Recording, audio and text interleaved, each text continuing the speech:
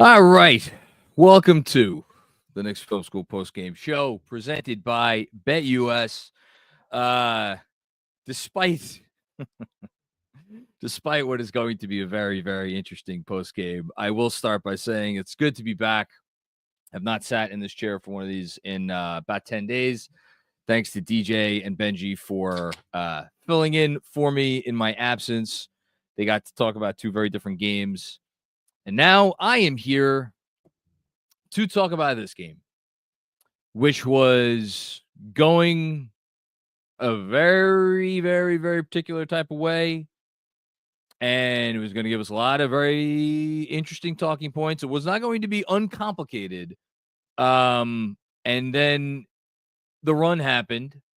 And then what was going to be an interesting post game with some interesting talking points that overlapped and maybe ran into each other and made things a little messy, got even more messy because, wait a minute, did the Knicks actually do something against one of these teams?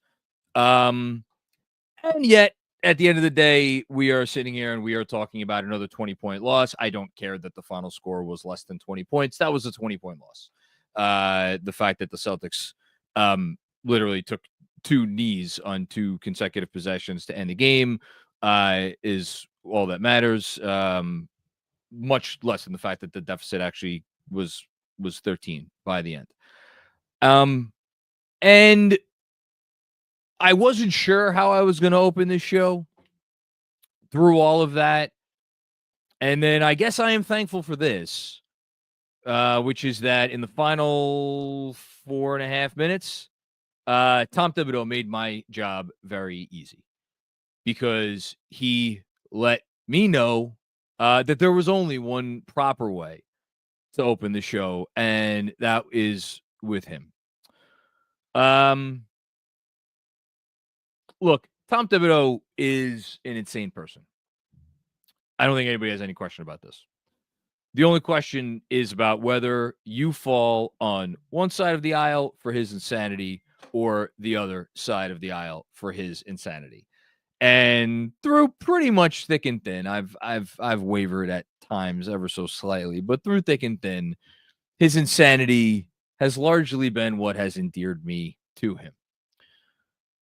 That is not the case right now. And that's not the only Tom Thibodeau discussion that we're going to have on this post game, but it is inextricably intertwined with the larger Tom Thibodeau discussion that, yes, is now a discussion. It should be a discussion. And the way the Knicks have come out and performed against these teams this year, if you are not having, as an organization, some thoughts about your head coach, then you're not doing your job. And if I open this post game talking about anything else other than Tom Thibodeau, I'm not doing my job. The decision to reinsert Karl-Anthony Towns back into that game, I don't care if Karl-Anthony Towns was kicking and screaming and jumping up and down like a small child. Not that he could do that because he could neither run nor jump. Begging to come back in the game and fight, go down fighting with the rest of his team with 4.5 minutes left. And let's just, because sometimes, we get caught up in generalizations and, we lose sight of specifics. Let's get the specifics down very, very clearly. With 4 minutes and 12 seconds left, the Knicks were down by 18 points when Karl-Anthony Towns came back in the game. And they did not have the ball. On the ensuing possession, the Celtics scored to make it a 20-point game with under 4 minutes to go. Now, can you go back and find instances throughout NBA history where one basketball team outscored another basketball team by 20 points in the span of 4 minutes? Yeah, you can. The Knicks might have actually came close in this game. But there was just no universe. There was just no universe where that sort of thing was going to happen here. And Towns went back in, and he stayed in, and he stayed in, and he stayed in. And wouldn't you know it, the final buzzer sounded, and there he was, still in there. And how fitting it was that in playing those final 4 minutes, it took him over 40 for the game. Ended up playing 41 minutes. Insane, and nothing good about it.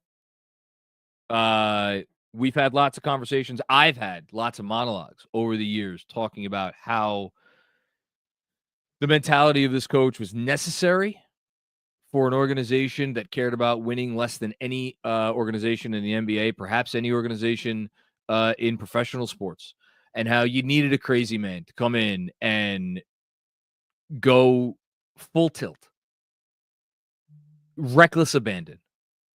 Everything subsides in furtherance of winning. Not every game, not every quarter, not every minute, not even every possession, every aspect of every possession. And it is that drive and it is that level of insanity that, again, whereas maybe 29, 28, 27, some high number of other NBA coaches would not have put Karl-Anthony Towns back in that game. And look, sitting here right now, can I sit here and say, obviously, because I'm not a doctor, I can't. Towns made this injury worse by going back in. If he is questionable on Wednesday, if he misses the game on Wednesday, if he misses a week, if he misses a month, was that exacerbated, not exacerbated by him coming back in this game? I have no idea. No one is ever going to have any idea. But the fact that those questions are now out there and we have to ask them for what? For what? For nothing. It's crazy town. It's absolutely fucking crazy town. And as someone who has stood by this man and supported this man through thick and thin, it got under my skin something fierce. And that was after I had already watched a basketball game in which I had to ask myself some very difficult questions carried over from a couple of nights ago, Friday night. I forget it's not nighttime yet. It feels like it's nighttime on the Knicks. And now we will begin to transition into the larger discussion about this basketball team, which, again, is slowly becoming overshadowed by the conversation about this coach. The defense to everybody who has always pointed at Tibbs and said, this is crazy, that's crazy, you can't do it this way in the modern era.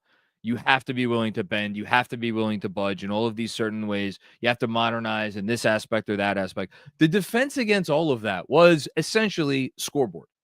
Look at the record. Look at the resume. Look at the results. Okay. We are going to talk a lot today about how the Knicks are not in the same universe. Not in the same universe as the Boston Celtics. Yeah, I know. 35-12 over 8.5 minutes. That happened.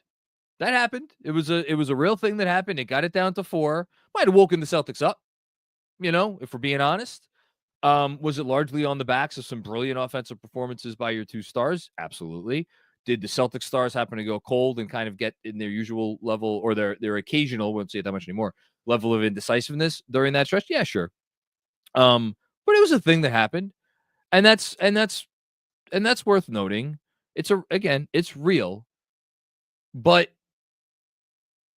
if you put that one stretch aside and you go scoreboard for what matters for this team right now, their performance against all these top teams, we have now gotten to the point where there is an overwhelming degree of evidence that the chasm is so wide.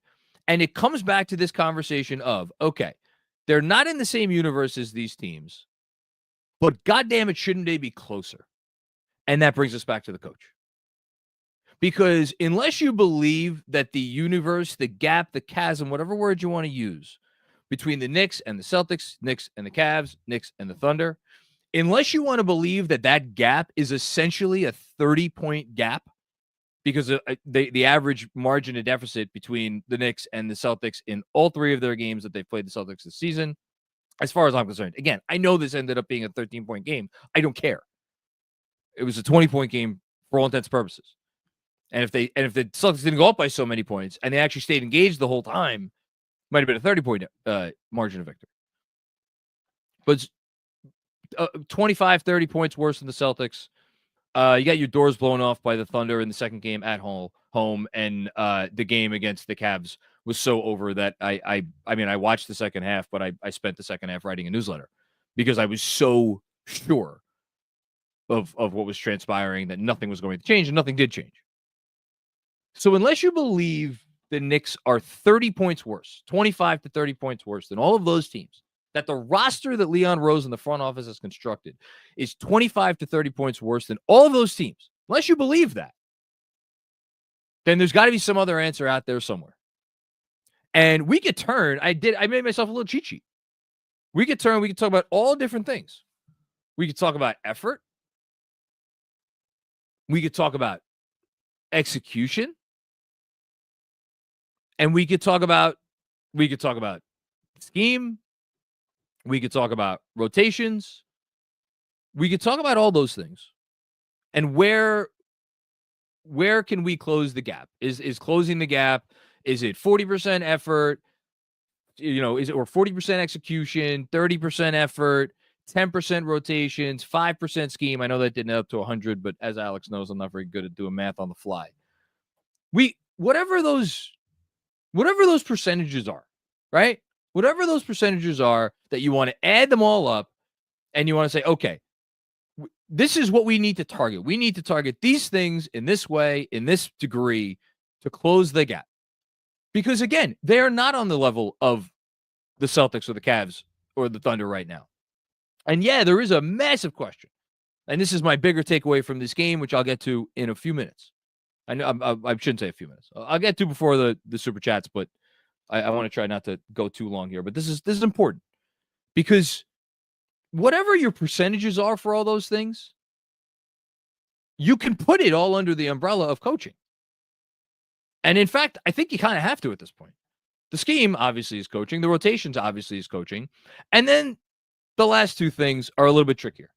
Effort and execution. And I save those two things for last on purpose. Because, one, those are two things you don't usually have to worry about with the Tom Thibodeau coach team. And number two, if you ask Tibbs about anything that's going on with his basketball team and about, well, should you change the scheme, or should you change the rotations, or should you change the starting lineup, or should you, if he doesn't ever talk about trades, but if he was allowed to talk about trades and you asked him about a trade, should you make this trade? His answer is going to be every single time, is the execution there? Is the effort there? If it's not there, we don't need to have the conversation, because until you get effort and until you get execution, nothing else matters. Once you get the effort and once you get the execution, then okay. Well, this is where it gets into the seedy underbelly of coaching conversations around the league whenever fans get upset with their coach. Because are you supposed to coach effort? Are you supposed to coach execution? Ostensibly, these are professional athletes. They should be able to execute the schemes that they are assigned, and they should be able to execute them with full effort.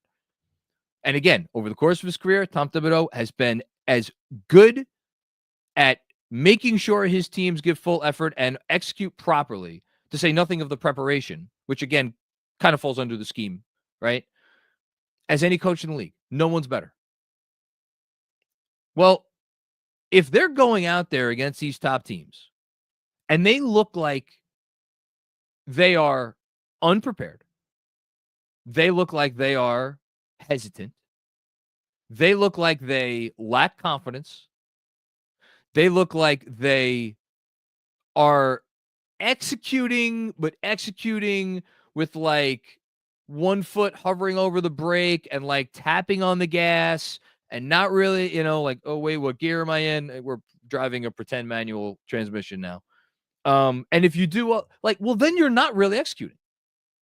And in terms of the effort, like a lot of coaches have said, and a lot of people have said, you can't coach effort, but we know that effort isn't and shouldn't be a problem with these guys. We know that. Go up and down the list. Every single player on this roster. Effort's not a problem with this. Come on.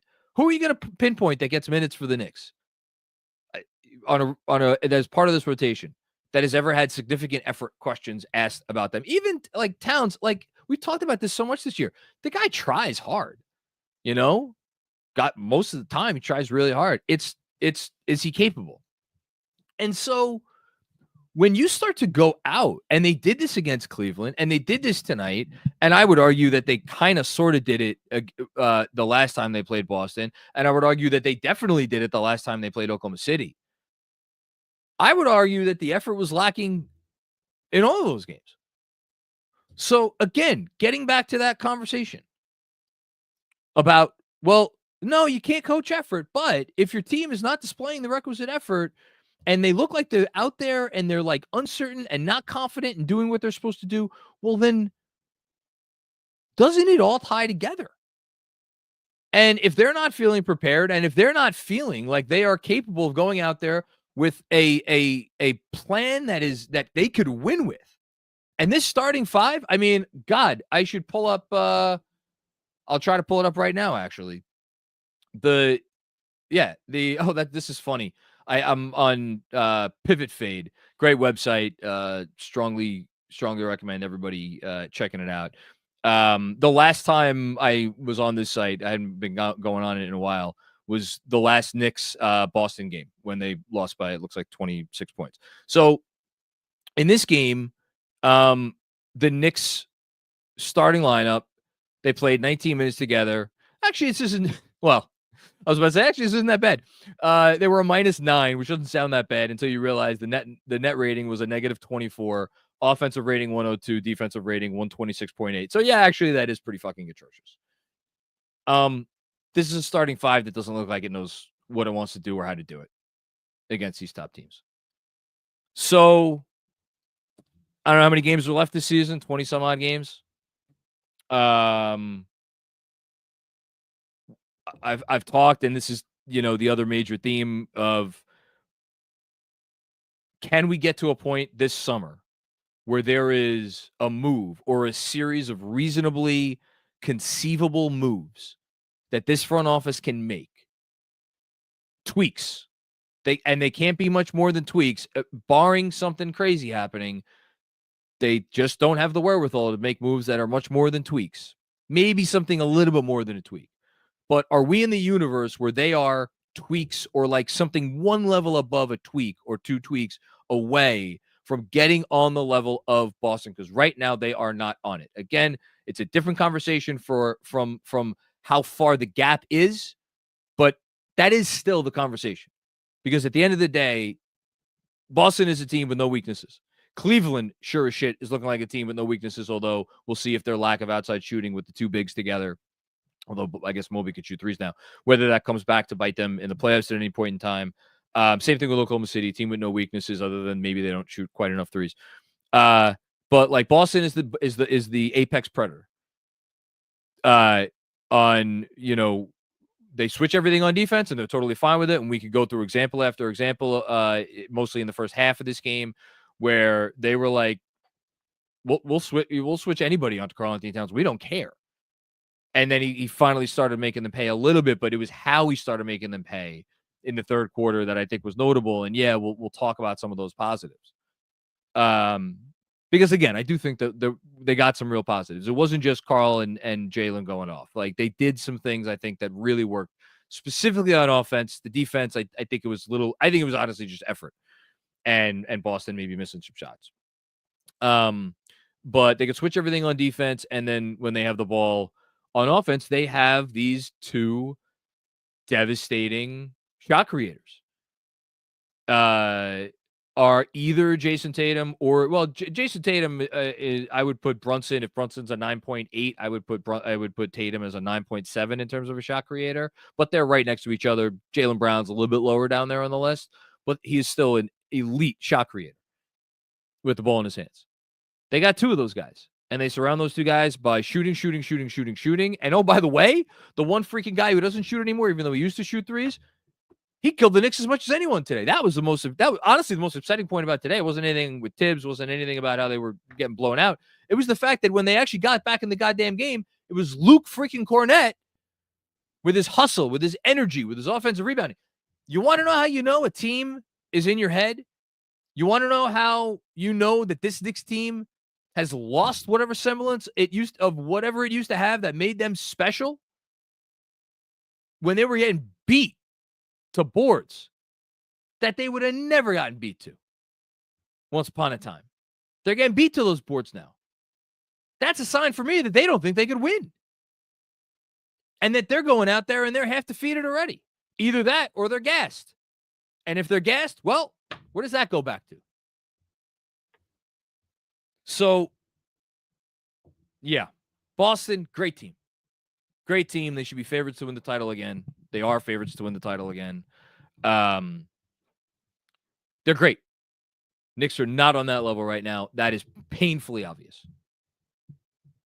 It should not be as painful or as obvious as it is. And for that reason, the conversation is where it is. So, look, they got 20-some-odd games. Are those games really going to matter? Because they don't play the Thunder or Boston or Cleveland. They don't play Boston and Cleveland again until April. And, like, frankly, I could sit here right now and tell you I'm not going to be putting any stock in those games unless something like a playoff position is at stake, which it won't be. I'm not going to be putting any stock in those games. And I would caution anybody from doing the same. So, like, what are we really going to find out over the rest of the regular season? Are we going to find out anything?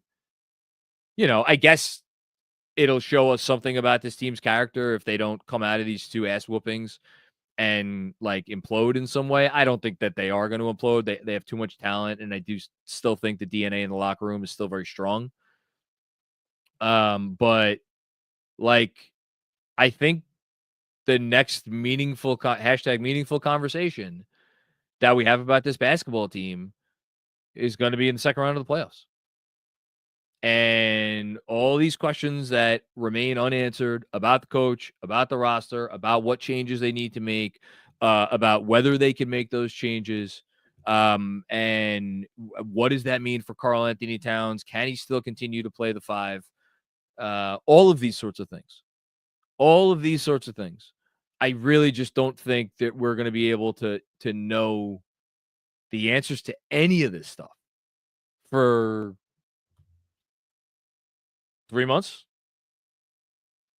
2.5 months, whatever it is. I'm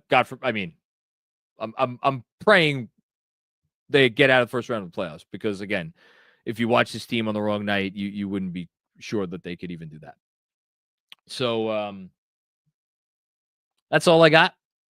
Happy to talk about whatever you want to talk about today. If you think I'm being too negative, you think I should be given a little bit more credence to the, again, aforementioned 35-12 run over the course of 8.5 minutes. You think I should be making this post game about that? Tell me. Call me out. Happy to be called out. I would love to be convinced that I'm being too negative. I'm looking forward to going back and rewatching that. I'm looking forward to going back and picking it apart and seeing what they did that was really good. Because they did do some stuff that was really good, and I think it's important and it matters. But it's just not enough. It's just not enough, and it shouldn't be enough to give anyone any real hope about this team right now, as currently constructed, with this coach, with the way they run out there and do things. I just can't get there. Can't get there. Okay. On that note, quick break to tell you about our friends from Cornbread. I got my little Cornbread. Here we go. My supply right here. My Blueberry Breeze THC gummies. Listen, I love saying this first line. Life's been a little crazy lately, and the one thing that helps me unwind, Cornbread hemp CBD gummies. I could say that line.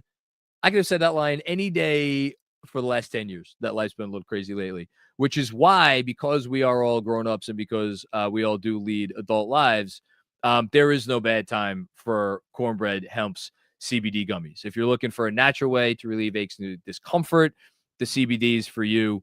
Obviously, I'm not a young man anymore, so CBD is the big one for me in terms of helping me get to sleep at night. I've talked about this before. I have the sleep variety ones. They make you feel better, whether you are feeling down from stress, whether you're feeling down from discomfort, whether you're feeling just like you need a little bit of relaxation, whatever it is. The Cornbread Hemp CBD gummies got your back. Right now, Knicks Film School listeners, you can save 30% on your first order. 30%. That is not nothing. Just head to cornbreadhemp.com/KFS and use code KFS at checkout. That is cornbreadhemp.com/KFS and use code KFS at checkout. There we go. Giddy up. Okay. Let's talk about it. Jesse M. with our first super chat of the evening. Cat, legitimately the worst defensive player I've ever seen in 20 plus years of basketball. He makes easy defensive rotations look difficult, embarrassing. Well, Jesse, I don't want to call you out, but if this is the worst defensive player you see in 20 years, I'm not sure that you've been watching a lot of Knicks games over those 20 years. He can make you feel like you're watching the worst defensive player in the history of basketball. So I'm not going to get on you at all.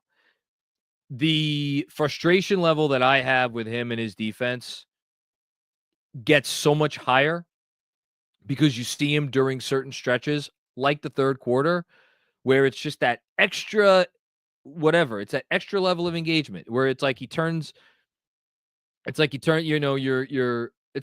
on a grill. You're trying to turn on a grill and it's not catching.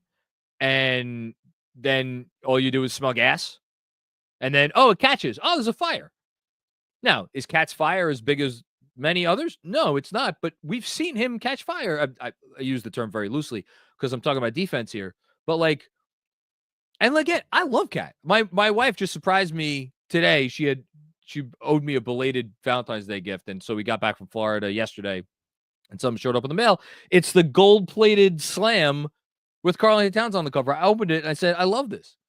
Because I love Cat. I really do love him. I like what he's about. I don't think he's out there dogging it. And you're not saying he's dogging it, to be clear. But there are times where you're watching him and you're like, man, get a hand up. You know? Get a hand up. Don't we saw KP again, you talk about the differences between these two freaking teams. Their center takes campaign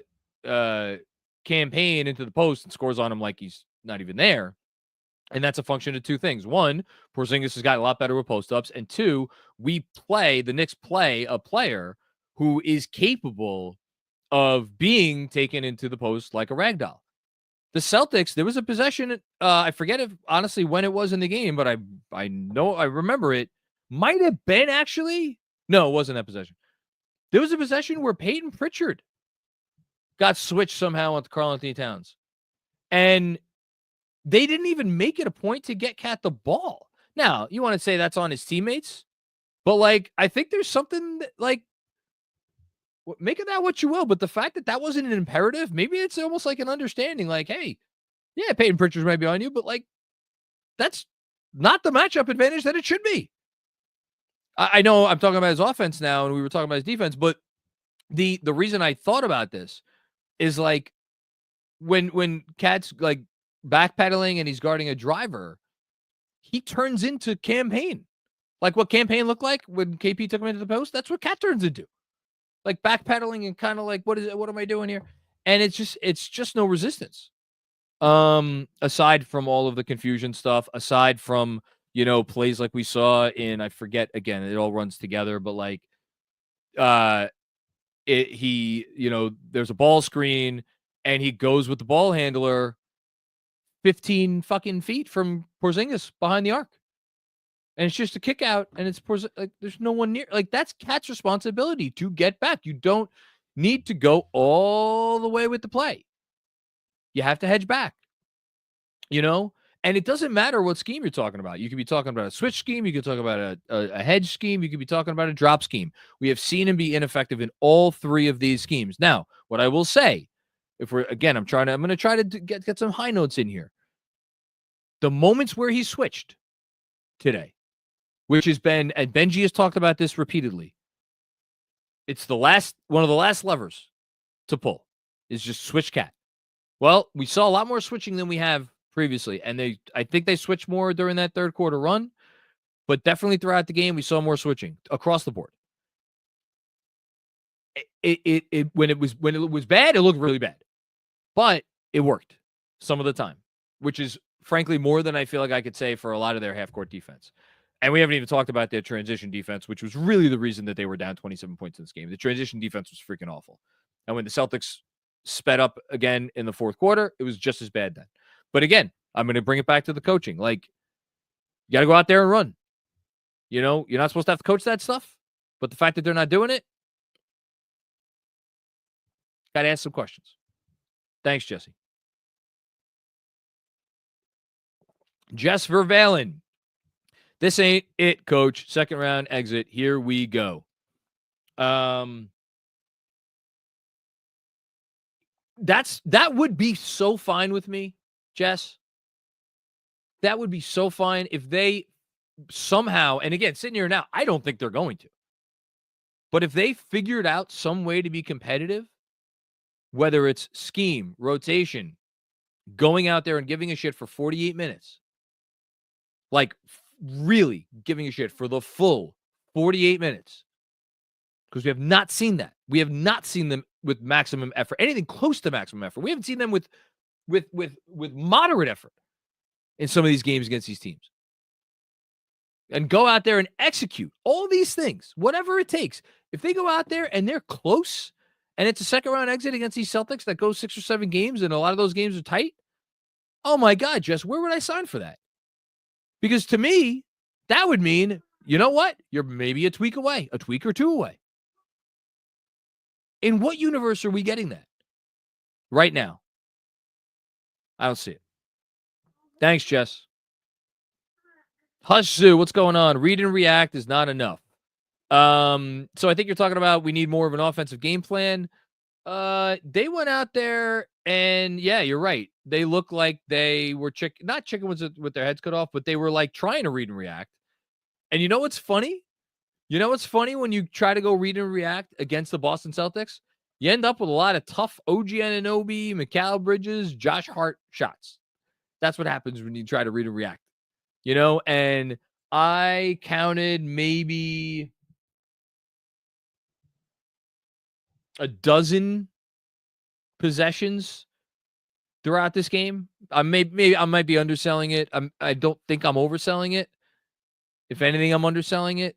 At least a dozen. Let's say that. At least a dozen possessions where they ended up with a shot, and I'm like, in no universe can that be an acceptable shot against this defense. It can't be. Now, I get that is what the defense does to you. If you go out there and you aren't very focused and very committed to doing very particular things against them to beat what they bring at you. And what we saw when they went out there in the opening of this game and then the opening of the third quarter, where they're going around and just like kind of trying to poke and prod and this and that and this all this bullshit, that's not enough. And then when you compound it by the fact that I talked a lot about the lack of execution on the defensive end. Shit, how poor was the execution on the offensive end in this game? It was bad too. And what do you attribute that to? I mean, answer there might just be that Celtics are in their heads. You know, I don't know. I don't know, but I know, like, the bet at the end of the day, in assembling this roster, the bet was that, hey, we have some flaws, but you know what else we got? We got a lot of talent. And guess what hasn't come through in these games? Their talent. It's not coming through. And that's on the players. That's on the players. Absolutely. Thank you, Hush. Hush with another one. When do we look at Tibbs, or is he untouchable? Nobody, listen. There's no coach that's untouchable. There's no coach that's untouchable. Where I kind of get a kick to myself is like, you go to any team, and I've referenced this before, that's going through struggles, and they could have a great coach. They could have a Hall of Fame coach, an Eric Spoelstra, a Steve Kerr. I mean, shit, even a Greg Popovich. And coaches that have won championships. Doc Rivers, Mike Budenholzer, Frank Vogel, And I'm just naming guys who are like still around and still in the league. And when teams go through spats, like rough patches, you will see the fan bases of those teams, kind of pipe up and be like, oh, it's the coach's fault. Because it's always the first one is it's the coach's fault, right? That's the stuff and that's why I kind of, when the Knicks have a bad loss or they're going through like a little something or other, and people are like, it's, it's blame the coach, it's on Tibbs. That's why I kind of brush this stuff off. Because I just like that, to me, that's overreactionary. But if this is what they're doing against these teams, it has to be a conversation. Has to be a conversation. Thanks, Hush. Drew P. I'm out on this theory. Wake me when Mitch starts. I would love nothing more than to think that Mitchell Robinson is the answer. I feel like a broken record because I've said this many times. I would love nothing more than to be able to talk myself into that and that help me go to sleep at night. Mitchell Robinson's a good basketball player. Mitchell Robinson will help in certain matchups. I don't know that I will ever trust Mitchell Robinson against this iteration of the Boston Celtics, just because I've seen past games that Mitchell Robinson has played against this iteration of the Boston Celtics or something resembling this iteration of the Boston Celtics, and it has not been pretty. Doesn't mean he can't help. Doesn't mean he can't play against Boston. Doesn't mean he can't play real minutes against Boston. I don't think he's the answer against this particular team. And oh, by the way, it would be nice. It'd be nice. It'd be nice if Mitchell Robinson was well enough conditioned that he could get back on the freaking floor, because he's cleared. Like, it's not an injury. Read between the lines. They're not saying it. He's out of shape, And like, I don't know what he did the whole time or what his diet was the whole time where he was down with this injury. And like, I understand it's probably very frustrating for him and the whole thing, but it's just, get back on the court, man. And so we can stop talking about this theoretical version of this team with Mitchell Robinson. How about you get back out there and actually show us what it looks like? Thanks, Drew.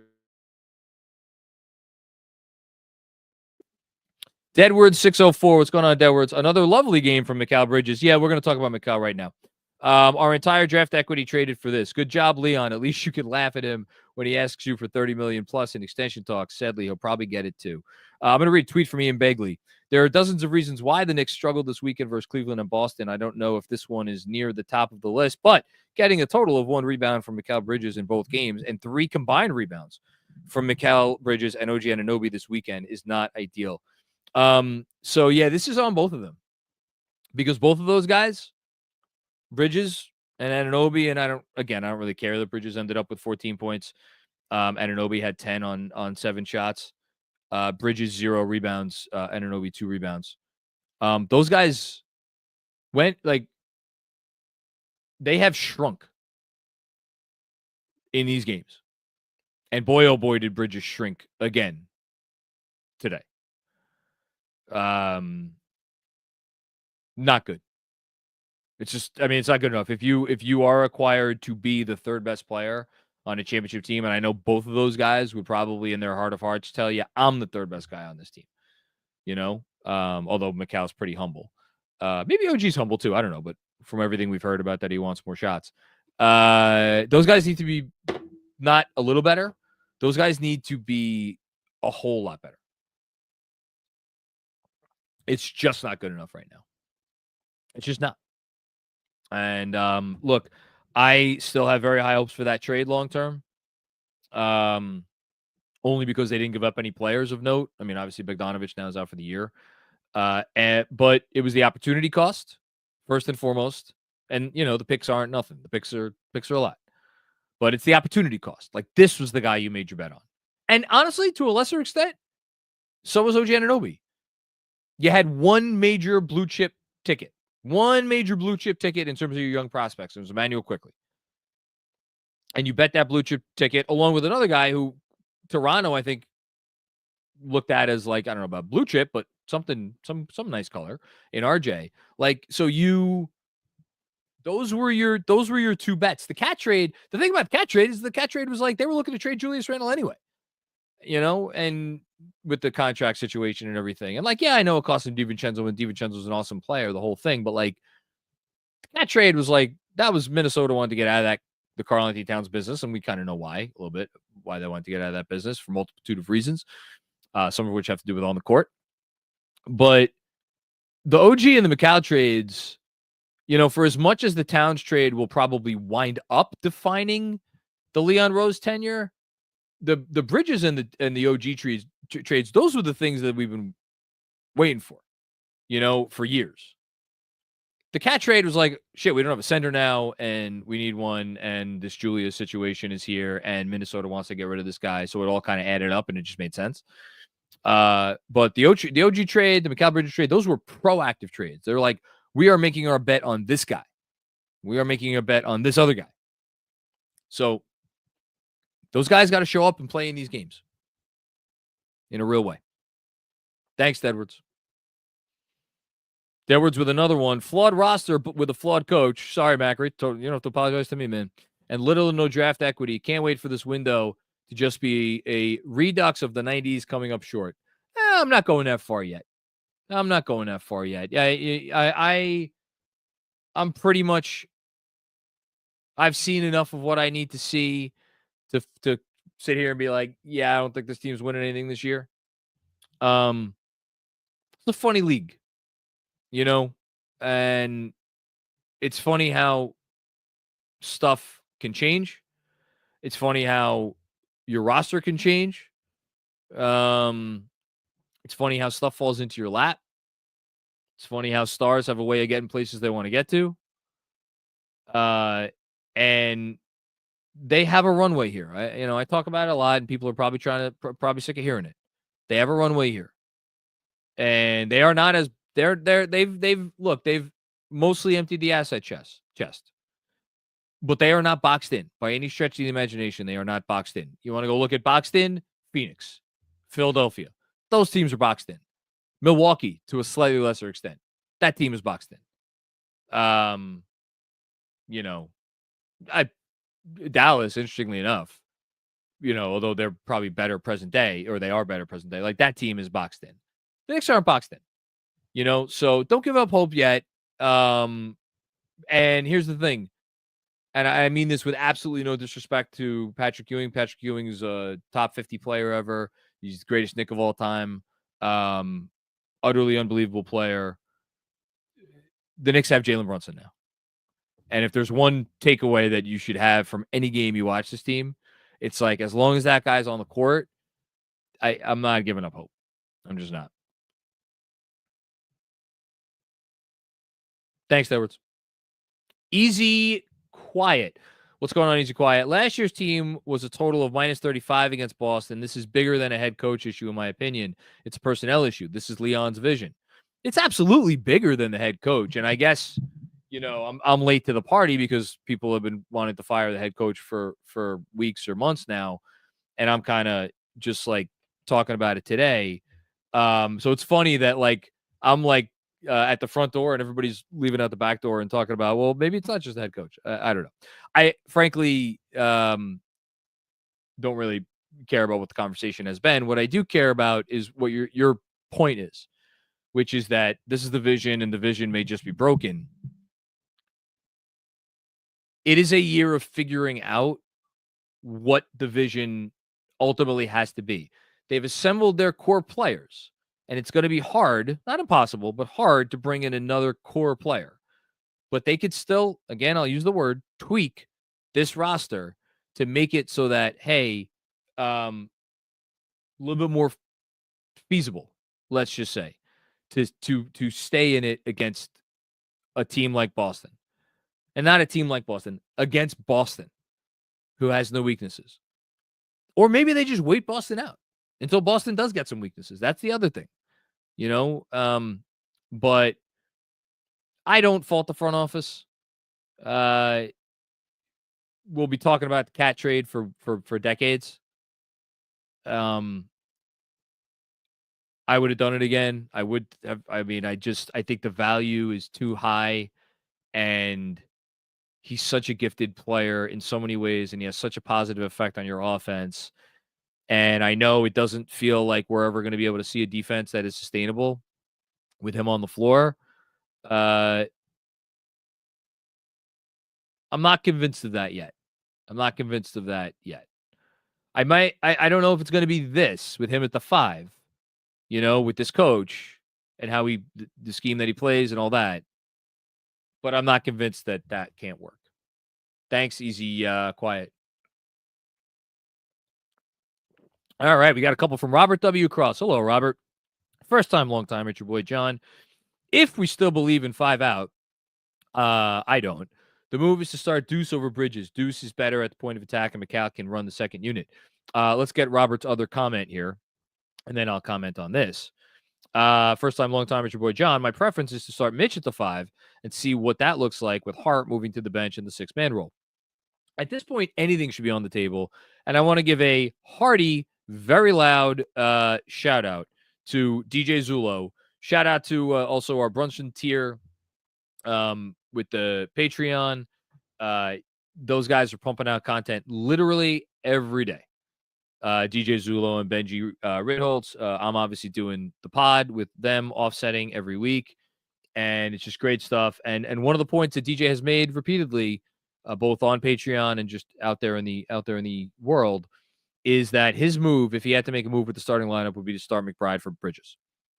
Get a little bit more energy, a little bit more of a verve, better point of attack defense. You're not sacrificing anything with the 3-point shooting. You're sacrificing a little bit of size, which against certain teams that might matter. But man, I'll say this.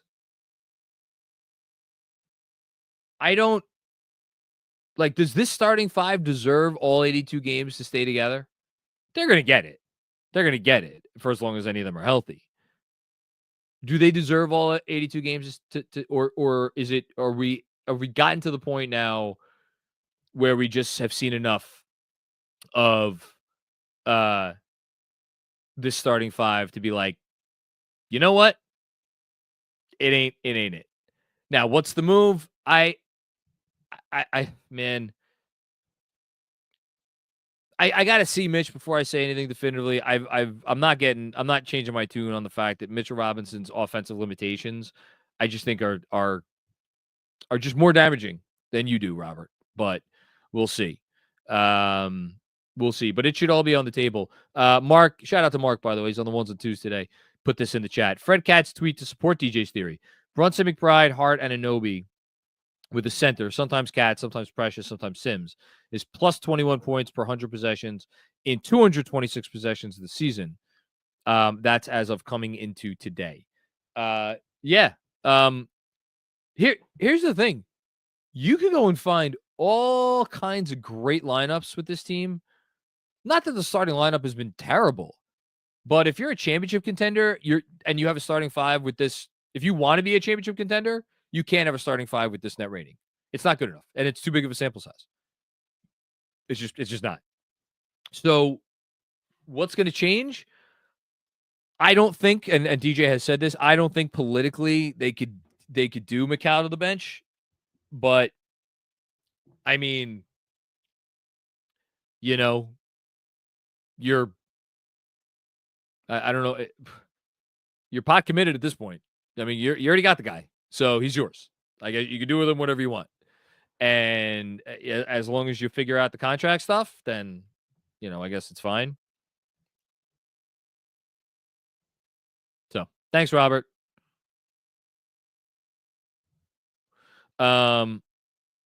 Yanni Golan, what's going on, Yanni? How you doing? I say it with a heavy heart. Tibbs gave us all he had. It's over, and he can't be the coach next year. Love him to death. He's my guy, but he can't elevate this group, and this is the roster for the next 3 years. I think a lot of people are feeling that way today, or tonight, this afternoon, whatever the hell it is, Yanni. Yeah, I mean, look, if I'm James Dolan, am I marching down to Leon Rose's office, or I guess probably picking up the phone is more likely and saying, get this guy out of my organization today? No. And to be very clear, despite what I said over the first 15, 16 minutes of the show, that would be ridiculously stupid. You don't fire a coach, 50 some odd games into a season. And he deserves to get the rest of the year. He deserves to get the rest of the year, and he deserves to show that this version of the Knicks is not as far away from these top teams as they have appeared. If they get to the second round of the playoffs and it is against Boston and those games go like these games have gone, I don't know. Like, boy, oh boy. Like, what would be, because here's the thing, right? And there's always two sides of this conversation. You could sit here and be like, well, what is Tibbs supposed to do, right? They're a perfect basketball team. The Knicks are an imperfect basketball team. The Knicks have 2 weak defenders. The Knicks have 1 traditional shot creator. All that doesn't add up. Whatever scheme you do, Boston is capable of exposing it. You're doing the most with what you got on offense. If the players aren't going to play up to their, the backs of their basketball cards and their reputations, that's not like, you could talk yourself into all the reasons, right? And God knows I do all the time. Why this isn't the coach's fault? You could talk yourself into all of them. But at some point, the conversation turns to, okay, well, what is the coach doing to advance this thing? And what is the coach doing to make it more likely that they win these games? And I'm not sure that we could look at anything that we have seen against Boston or Cleveland or Oklahoma City and say, boy, that was, whether it's an adjustment, whether it's just a scheme, whether it's rotation, anything that Tibbs has done in how they have come out against these teams and be like, yeah, that's why he's the right coach for this job. Look at what he's out there doing, trying to make chicken salad out of chicken shit. All I see is chicken shit. I'd kill for some chicken salad right now. I mean, I guess we got a little bit there for 8.5 minutes. Is that enough? I don't know. For me, it's not. So I don't know what, but the other scary part of it is you're so steeped in kind of Thibodeau culture, including, by the way, and I don't know how the hell this conversation would go, but his top or second or whatever assistant is the father of the franchise superstar. If you can't Tibbs, what do you do then? You fire Rick Brunson? Probably not. Are you going to tell whatever head coach you want to bring aboard, like, yeah, you can hire your own staff, do whatever you want, but like, this guy needs to stay? Okay. Well, how is that guy going to feel about that? And if he does stay, is he like, is he, oh my God, what's the freaking character's name in Anchorman? I Love Lamp, the Steve Carell character. Is he just going to be sitting over there in the corner, like, I don't know, take it? Well, that's the analogy. What's the job they gave Lawrence Frank when Lawrence Frank was like reassigned to go like take notes or whatever bullshit, do game reports? Yeah, they're gonna like reassign Rick Brunson. So if you do fire this head coach, Brock Andrews here to pick me up. Brick Tamlin. I thought it was Brick. What's the other guy's name? What's the ball guy's name? That's the guy I thought was named Brick. But you're telling me the Carell character is named Brick. Anyway. It's a messy situation. And if you get rid of Tibbs, it's a very messy situation. Anyway, thanks, Yanni. Matt Knicks Scotland. What's going on, Matt? Boy, were we in better spirits a couple weeks ago. Fans gone from questioning how Mitch fits in to pinning all hopes on a healthy Mitch, changing everything. Praying he does, but this feels like desperation. I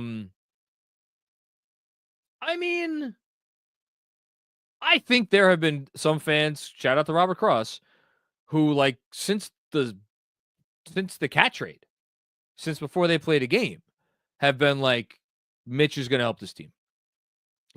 Play Mitch with Cat, duplicate what Minnesota did, and like for me at this point, it's as much about Mitch being unreliable as it is about the deficits in Mitchell Robinson's game that I think, I mean, we're sitting here, what are we having a conversation about?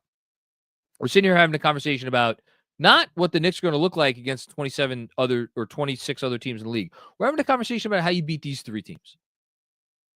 Well, Mitchell Robinson, we know Mitchell Robinson could eat the lunch of a lot of teams who he's just going to out physical and out jump and out, everything on pick and roll defense on the whole thing and completely disrupt their game plan. It doesn't matter. We're past that. Now we only care about these three, right? That's where we are. We only care about these three teams. So are you going to be able to exploit a guy that has, like, again, we're not talking about a guy who's like a defensive player of the year candidate, even all defense type of guy. Although he kind of dabbled with that at the beginning of last season. So is it desperation? Maybe a little bit. I'm hopeful to see it just because we haven't seen it, but we'll go from there. Champ Kind. My God. What amazing names. Okay. Thanks, Matt. Dan Hidalgo. John is right. Top teams make Precious unplayable. I have said that, haven't I? He's a non-entity, and I thought it was so appropriate. Again, give some slight bit of credit where credit is due. Tibbs saw all he needed to see of Precious Achiuwa in the first half, and we didn't see him in the second half until Towns needed to take a seat. I'm pretty sure, because he just,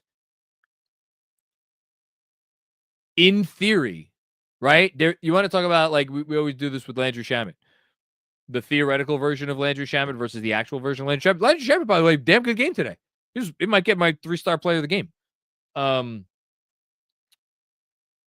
Precious Achiuwa, in theory, switchable on defense. Plus, he gives you enough size to keep you honest if he's at the 5. And on the offensive end, he's got some moves, and he could make a little bit of a shot, and he could put the ball on the floor a bit. In theory, Precious Achiuwa is a perfect 7th man for any contending team. In reality, he falls just a little bit short in all those areas. And I got to tell you, boy, did he come up small in these games. Because I know that Precious Achiuwa can play better than he showed against Cleveland, and I know Precious Achiuwa can play better than he showed today against the Celtics. But we didn't see it. He was not good. He was not good. And you feel him when he is out there in all of the worst ways. Thanks, Dan. Juanon, what's going on, Juanon? There is Boston, Cleveland, and OKC, and there's everyone else. No further confirmation needed. We are going to need a lot to go right and a lot to go wrong for other teams to win this year. #fire Tibbs. Juanon, I love the spirit, and I love the fact that you're still keeping hope alive that this team might be able to win something this year. Sadly, the hashtag may have to take on a little bit of a more serious note soon if this stuff keeps up. Yeah, I don't look. There's a larger conversation to be had here, and I'm recording with Jeremy later today, so I think I'm going to save this conversation for when I talk to him, which is like, is there shame in being the 4th best team in the NBA? And definitively the 4th best team or the 5th best team or whatever you want to say in the NBA? I think I talked to Fred Katz on the pod before the break about championship equity and how much championship equity should we give the Knicks. I think at the time I gave them 8%. I think Fred was closer to 5%. And he put Denver ahead of the Knicks, which I think was justifiable. And his justification very simply was that Denver doesn't have to beat 2 powerhouses in their own conference. They only have to beat 1. But if you want to give Denver, just say that they have more championship equity than the Knicks because they've done it already and they have the MVP and the whole thing, you could do that, but whatever. The question remains, is there shame in being one of the top 5 teams in the NBA if you are not in the conversation to being one of the top 3 teams in the NBA? I think that conversation, and this is why I'm going to wait to talk to Jeremy about it, comes down to, okay, well, how did you get to being a top 5 team that is unequivocally not a top 3 team. And was there a path not taken or paths not taken? And I need this test. Okay, you guys have way too much energy. What's going on? I'm bored. You're bored? Well, I can't help you right now, unfortunately. I'm working. You're both bored. Okay, well, you know what? Let me tell you a quick story. And thank you, Juanon, for the super chat. Let me tell you a quick story. How old are you? 4. Well, you're not 4 yet. You're going to be 4 in about a week.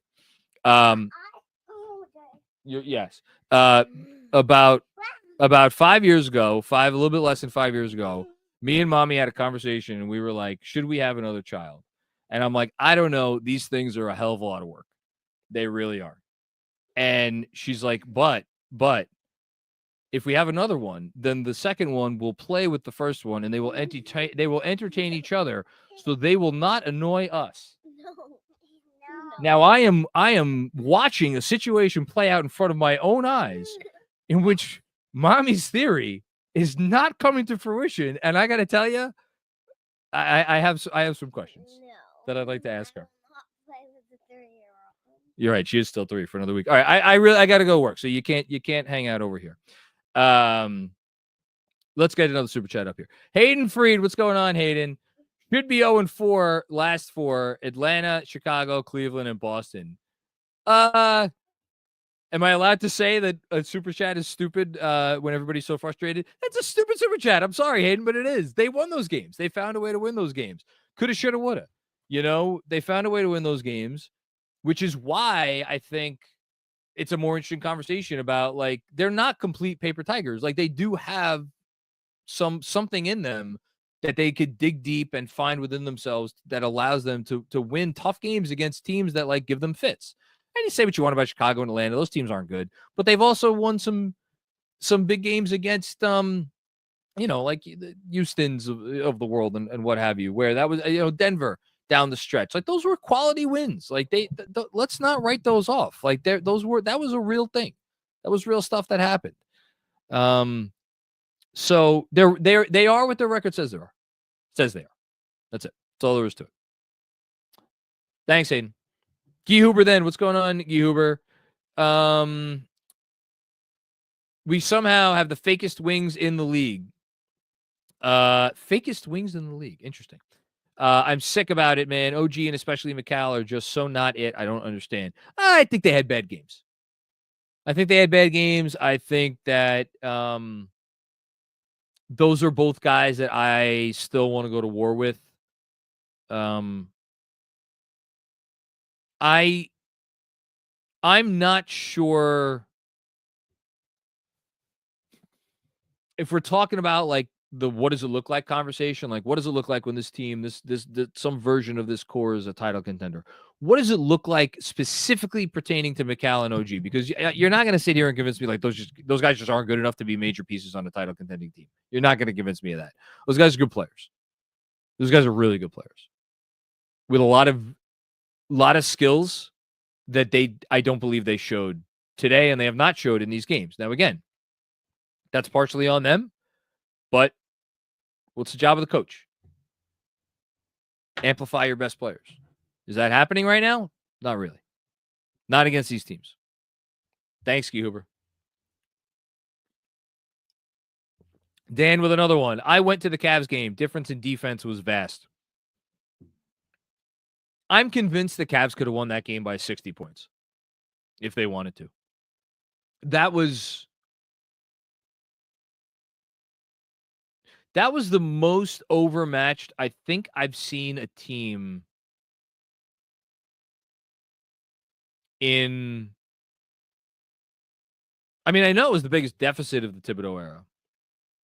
I'm trying to think the last time I wrote it in my newsletter. I've been doing the newsletter for 5.5 years. Never once have I started to write a newsletter at halftime because I had just seen enough until Friday night. The Cavs are a well-oiled machine on both ends of the floor. And boy, man, I know what we just saw from Boston today, and Boston's really good, and they're probably going to win the title. I kind of want to look and see what the odds are on a Cavs OKC NBA Finals. because this Cavs team, they're real. They're very real. Thanks, Dan. Nick Greenberg, what's going on, Nick? Our old friend Phil Jackson said, if you can get to 40 wins before 20 losses, you're a contender. We ain't, but we got 3-ish years at least. Next steps. Nick, it's the $64,000 question, Nick. And by the way, we've been talking about that 40 before 20, and I was holding out hope. I was like, I said when I did my predictions, I'm like, I think they're going to get either the Cavs game or the Celtics game. Obviously, they did not get either of those games. Although I still won predictions for this week, so shout out to me. I was like, they could do it if they get one of those two games. Because now, look, it doesn't feel like any game is going to be easy for them, but now at least they have a slightly softer part of their schedule coming up, if that still matters to anyone. And by the way, if it doesn't matter to you, if you're like, I don't give a fuck what they do the rest of this regular season, wake me in the second round of the playoffs, I'm not going to sit here and correct you. But I thought they could have gotten there if they had won one of these two games. And what do they got? Philly at home, and then at Memphis, at Miami. So forget I said that. Okay. Next steps, Nick. That is the only question that matters from now until the beginning of July. It's the only question that matters. What are the next steps? And are the most actually no. Sorry, there's one more important question. Are they capable of making those steps? As opposed to being like, well, to be a contender, we need to do this. Oh shit, we can't do that because we don't have the capability for reason X, Y, or Z. Nick, I gun to my head right now. If you're asking me what the next step is,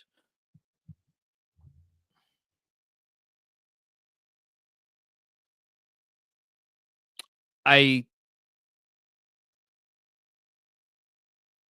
think you probably got to move Josh Hart to the bench and get maybe not a stretch 5, but a skill 5 who can really defend and has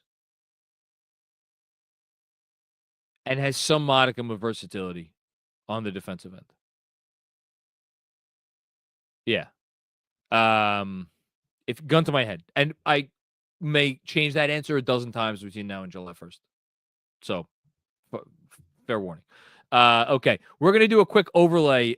Mark, do you want to come on and say what is the overlay that we're doing? Or do you want me to do it? You can do it. Yeah, I want you to do it.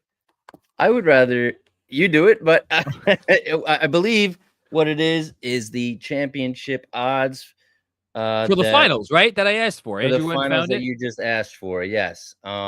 Stand by, and I'm about to add it, I believe, right now. I asked you to do it because my wife is bugging me if I want something from a takeout. Okay. All right, I got it. I'm back now. All right. Yeah. So Cavs Thunder is plus 500. Oh man, it's not quite juicy enough for me. It's presented by BetUS, by the way. Shout out to BetUS, our friends at BetUS. Is there anything here? Go put those back up one more time. Sorry. Yep. Oh yeah, use code YouTube 150. We haven't done. You know what? We could we'll roll right into the ad read from this. But okay. I just want to see if there's anything else here that looks juicy. So Cavs Thunder is plus 500. Cavs Nuggets plus 2,000. That's interesting. Cavs Nuggets at plus 2,000. That's some real juice. Plus 2,000. Do you like that, Mark? Cavs Nuggets? For plus 2,000. You get 20-1 there. Yeah, I just don't. From everything that I've seen of the Nuggets this year, I don't have enough faith. I know it's a plus 2,000. You're right, 20-1. I still feel like it might be throwing money out the window. You know what it is? You know what I want to do? What's that? We'll do a Celtics Thunder because you're getting 2-1, and then you do your Cavs Nuggets. So you kind, it's like you even it out. You're hedging your bets. Right obviously, you're not hedging all of your bets because it could. Right. There's all these different scenarios. I mean, shit, the Knicks could make us all look silly. God, That would be so nice. Yeah, we'll see. Okay. You want to take a second to talk about our friends at BetUS? I don't actually. No, I haven't. Okay, all right, yeah, please. Right. Did you know that that BetUS has a casino? Of course you do. If you like slots or live casino dealers, take advantage of BetUS's amazing sign-up bonus. 200% sign-up bonus, up to $5,000, or 250% for crypto sign-up bonus, up to $5,000. Generous promotions and tournaments make every play even more rewarding, including, if you're going to bet Nuggets Cavs in the finals. As always, use promo code YouTube150 to receive 150% bonus on your first deposit, as well as 125% bonus on your next 2 deposits up to $2,000. Remember, gambling involves risk. Please only gamble with funds that you can afford to lose. All forms of betting carry financial risk, and it's down to the individual to make bets with or without the assistance of the information provided. Okay.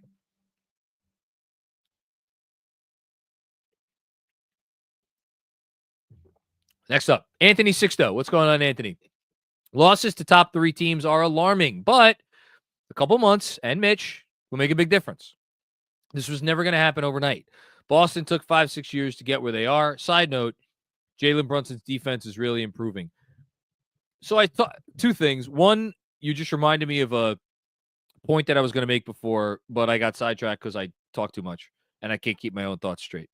Number 2, I completely agree with you that JB's defense has improved, and that ties into point 1. And point 1 is when I was talking about how, look, stuff happens over time, and think about how a couple years ago we were like, oh, Boston's never going to win it. They're never going to win it because the ball goes through these 2 wings, and their decision making isn't good enough, and they're never going to be good enough in crunch time, and they're always going to falter down the stretch. Well, then they won the championship. Before Nuggets won the championship, Jokic's defense never going to be good enough. A team without a top 5 to 10 offense, they can't win the title. Well, then the Denver Nuggets won the title. You could even honestly go to Toronto.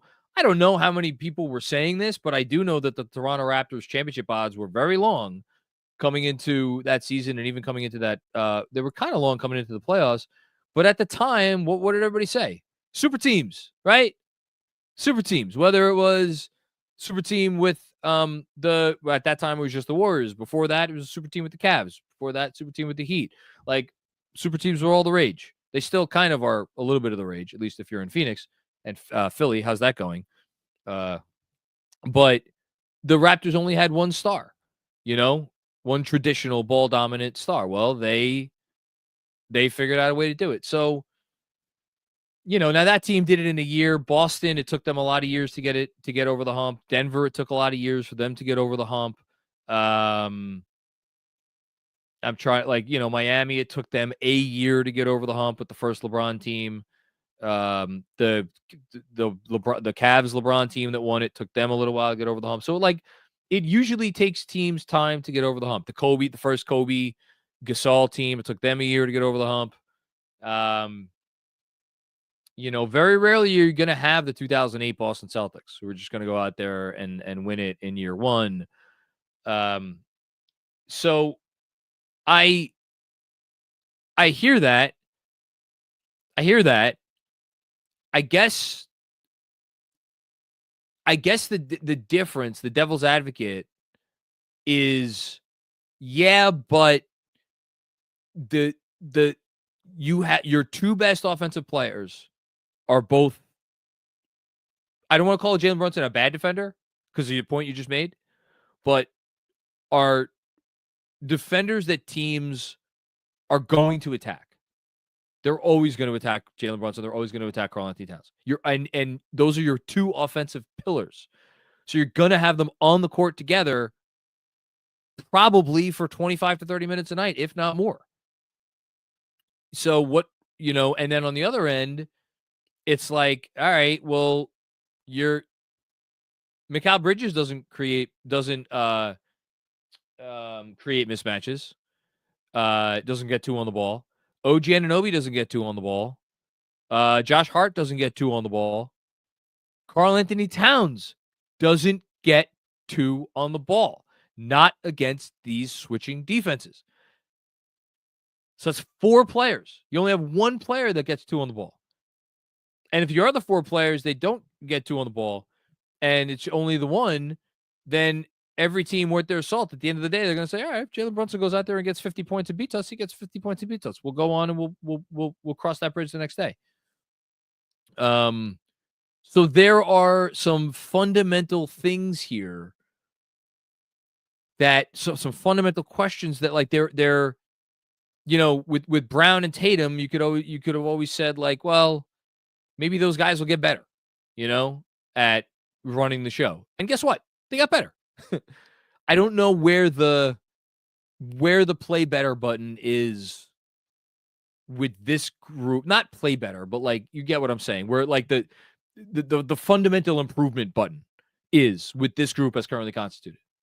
Which is why I think it may just there might need to be something a little bit more significant in terms of a change. Thank you, Anthony. Jason Concepcion been texting me some frustrations over the last few days. Which I have not disagreed with any of them, for the record. If not for Tibbs' personal connections to the front office, his seat would be hot. It should be hot. These performances strongly suggest, through their beatdown nature, that the team did not believe in its approach. I had that thought a few times watching today. Watching that. I'm like, man, they're going out there like a team that doesn't have full confidence in what it is being told to do. And I want to be very clear about this because I don't want it to be misconstrued. I'm not saying like Tibbs like, here's the game plan tonight, fellas, and then leaves the locker room and everybody like grumbles and is like, oh, this guy has his head up his ass. No, I don't think that's what's happening. I think they're going out there and they're trying to go out there with confidence as best to their abilities, but that it almost looks like there is something in them that it's like they just can't get to the point where they're going out there and like knowing that they could win. And if for that collection of guys, again, the talent shouldn't be I know people are complaining about Mikal Bridges and OG Anunoby, and you should. They look like shit today. But these are all guys. He's not the be-all, end-all when it comes to this stuff. But Bill Simmons had all 5 of these guys in his top, what was it, top 50 or 60, whatever it was, trade value for his column or his pod a few weeks ago. Like, that's not an accident. Like, when you have that starting 5 with that talent and that, by the way, should mesh, like theoretically should mesh really well. And oh, by the way, we've seen them mesh well this year. And they go out there and they look like they're a JV team that just got thrown into a varsity tournament, and they've been practicing for a week or something. That's got to say something. I don't know. Thanks, Jason. Appreciate you as always. You're very funny, Fred. Rich McLeod, what's going on, Rich? It isn't even frustration. I'm sorry, something else. It's just so deflating to watch the same game play out every time versus a real contender to reinforce who these Knicks are not, the burden of expectations. That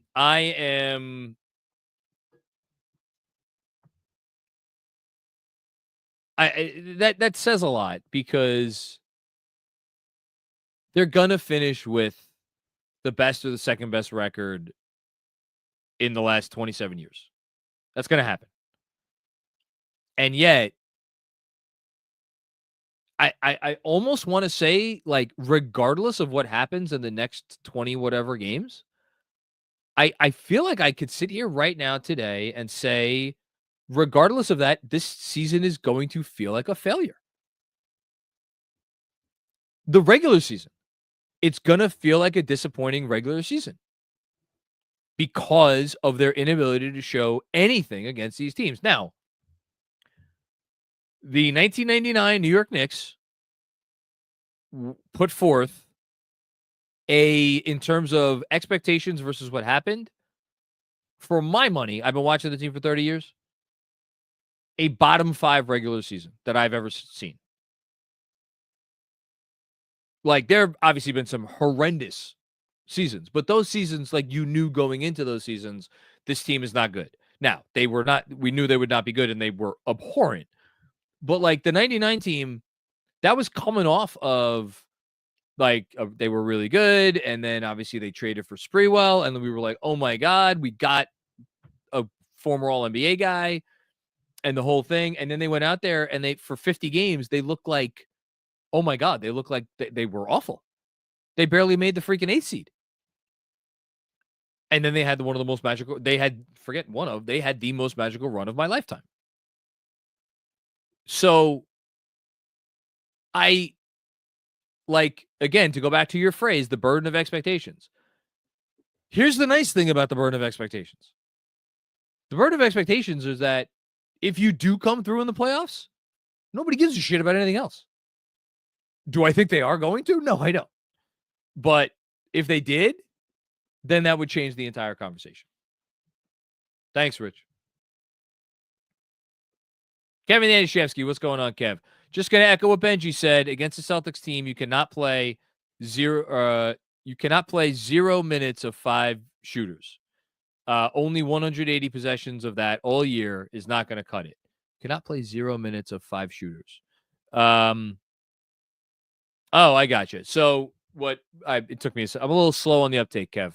So what Kev is saying is against Boston, they had no minutes where either Josh Hart or Precious Achiuwa or whoever a different backup center is that's a traditional backup 5, like, wasn't on the court, where there was no time where it was.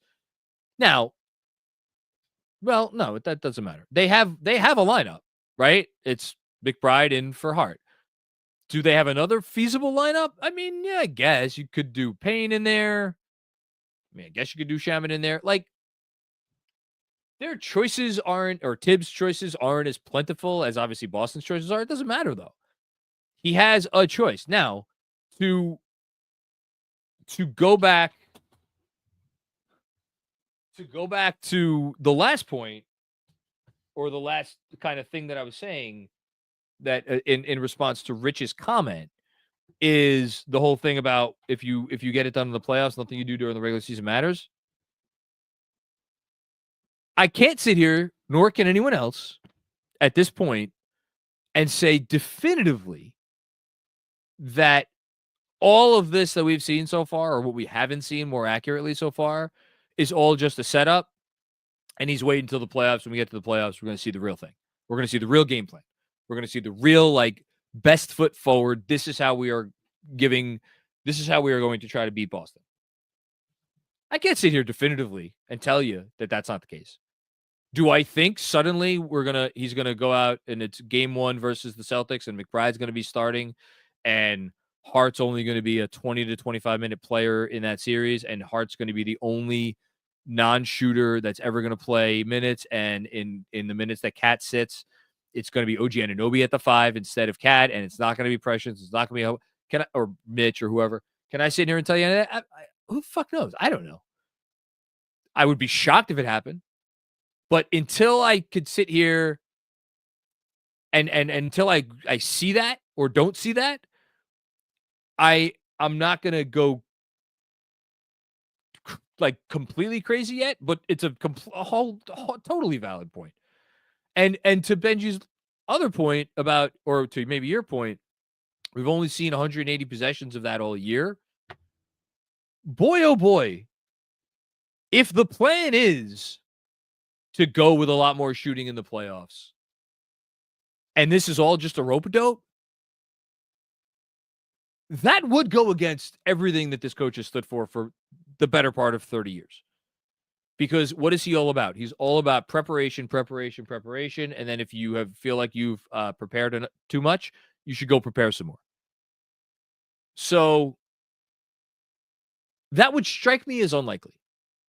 Even though, again, I can't sit here today definitively and say that, like, he's saving, or he's not saving the ASF up his sleeve. Thanks, Kev. OG team, what's going on, OG? Yeah, I don't care. McAllen showing was disrespectful. No dignity, no fight, no physicality, no deflections, no heart, no dog. Okay, so we're going in on Mikal Bridges here. Look, with the performance that he gave today, I haven't even looked at the plus minuses for the game because I tend not to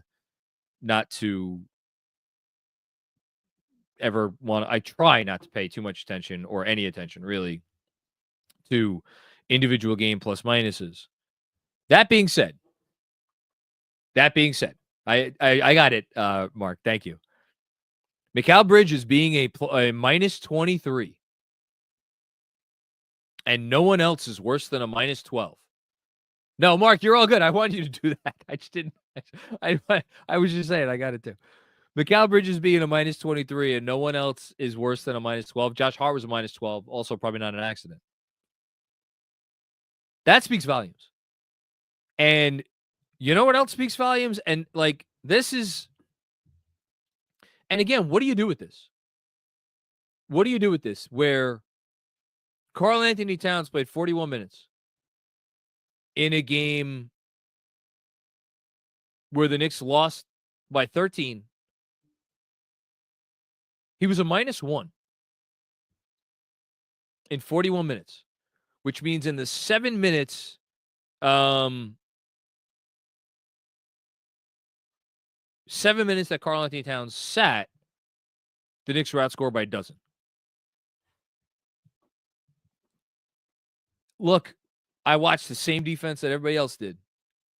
And I'm sorry, OG, I'm going off on your point and making my own point. I apologize. Watch the same defense Karl Anthony Towns plays everybody else does. He is such a game changer on the offensive end when he's at the 5. And that's why, like, I know I said before, like, what's the move I'm going to make this summer? Gun to my head, it's going to get a real center in here who could do some things on both ends of the floor, a little versatility, and have real offensive skills.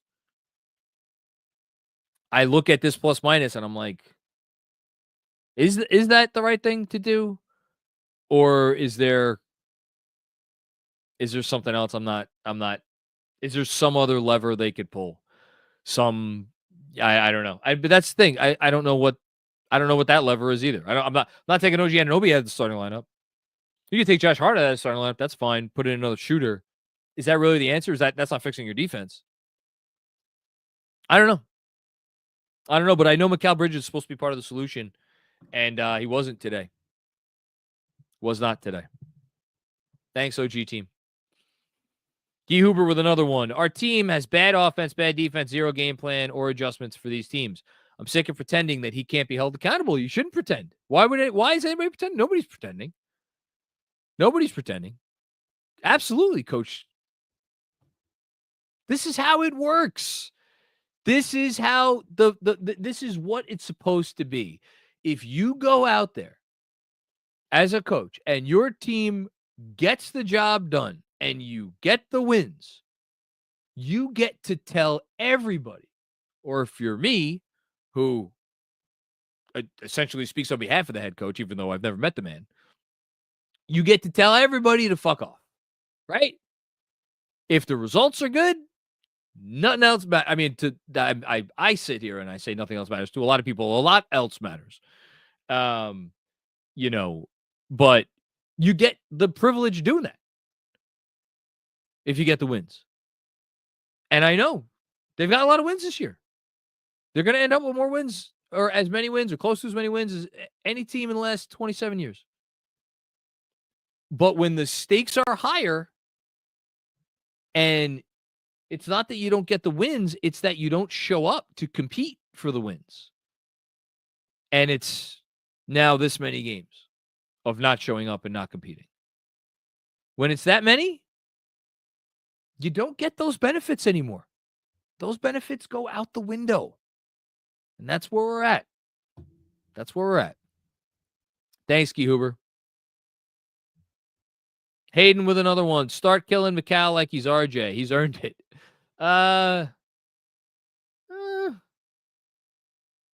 You know what the difference is, Hayden? I never believed in the theory of RJ because I felt I saw enough early on that I made my decision. Like, this guy is just not this is a guy that I do not think has what I think will eventually be the sort of game that could play a prominent role on a title team. The tricky thing with Bridges is, and not to say that RJ had good stretches. RJ did have good stretches, but other than the 2023 playoffs, which were really good, not great. He had moments. For Bridges, we've seen him play a major role on a team that has already had a lot of postseason success and doing all the things that he's out there doing now. And he's just been less consistent. I wonder if there isn't some part of him that is still getting adjusted to a role that is an interesting role.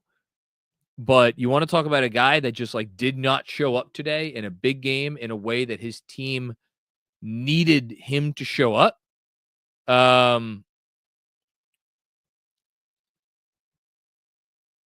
He wasn't good enough. And he has not been good enough this year. Put aside the trade, if you're just in a vacuum, regardless of what they give up for him, has Mikal Bridges been good enough this year? Yes or no? The answer is no. The answer is no. Unequivocally. Thanks, Aiden. I'm going to mess this up. LUC, I hope I got that right. Pathetic display by Cat, in my opinion. The coach is in over his head. He's solid, but he's not championship material. Brunson is the one holding this together. He deserves better. Man, there were some pathetic defensive possessions. What I find interesting about your super chat, if you have a member of your team that is out there for 41 minutes and in your estimation is giving a pathetic display, what does the Venn diagram look like where you also put it on the coach?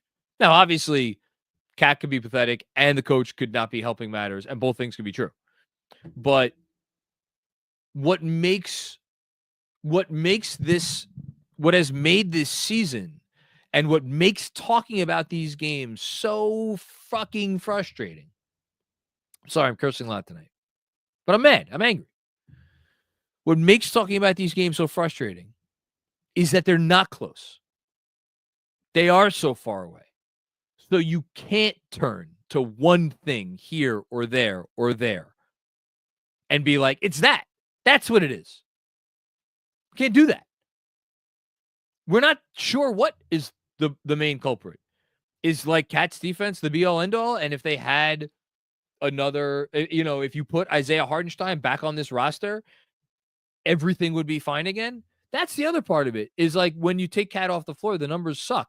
Well, that's because they haven't had a real center on the floor this year when Cat's not on the floor. Precious Achiuwa, Jericho Sims, Ariel Hukporti. I love Ariel Hukporti. He's fucking rookie, 58th pick in the draft. These are not real centers. Real backup, real NBA centers. Isaiah Hartenstein was awesome. I think so. I don't know what to do with that. And I don't know what to do, frankly, with any of this. What conclusions are we supposed to draw when we're going left, right, up, down, every which way you look and there's some kind of shit coming at you and it's not good? Who's to blame? What needs to be fixed? What needs to change? I wish I had those answers. I really do. I wish I could sit here and I could give you those answers definitively. I can't. Because just on this post game, what do we have? We have people complaining about Tibbs. We have people complaining about Bridges. We have people complaining about OG. People complaining about Cat. People complaining about the front office. It's a 37-win team. That's how bad these games have been. Like, Knicks fans, not always the most reasonable group. I don't think anybody would disagree with that. But for it to get to this level of vitriol and anger and consternation and all of those things over, again, a team that is now 37-20, it shows you just how bad these performances are and how seeking answers we are left, in this spot, just grabbing anything because we don't know. We don't know. Thanks for the super chat. Ross, what's going on, Ross? Did the run change anything? I'm not sure it did. Worried about how this team can legitimately be considered a real contender with Towns at the 5. Works against 26 teams, but that's not the objective. No, it is not. No, it is not. And, I don't want to start going down all kinds of different roads because, again, Towns, the man, I mean, unless he misses time, which I don't even want to go down that road. He's going to make an All-NBA team. He is going to have one of the 5 greatest offensive seasons in the history of the franchise.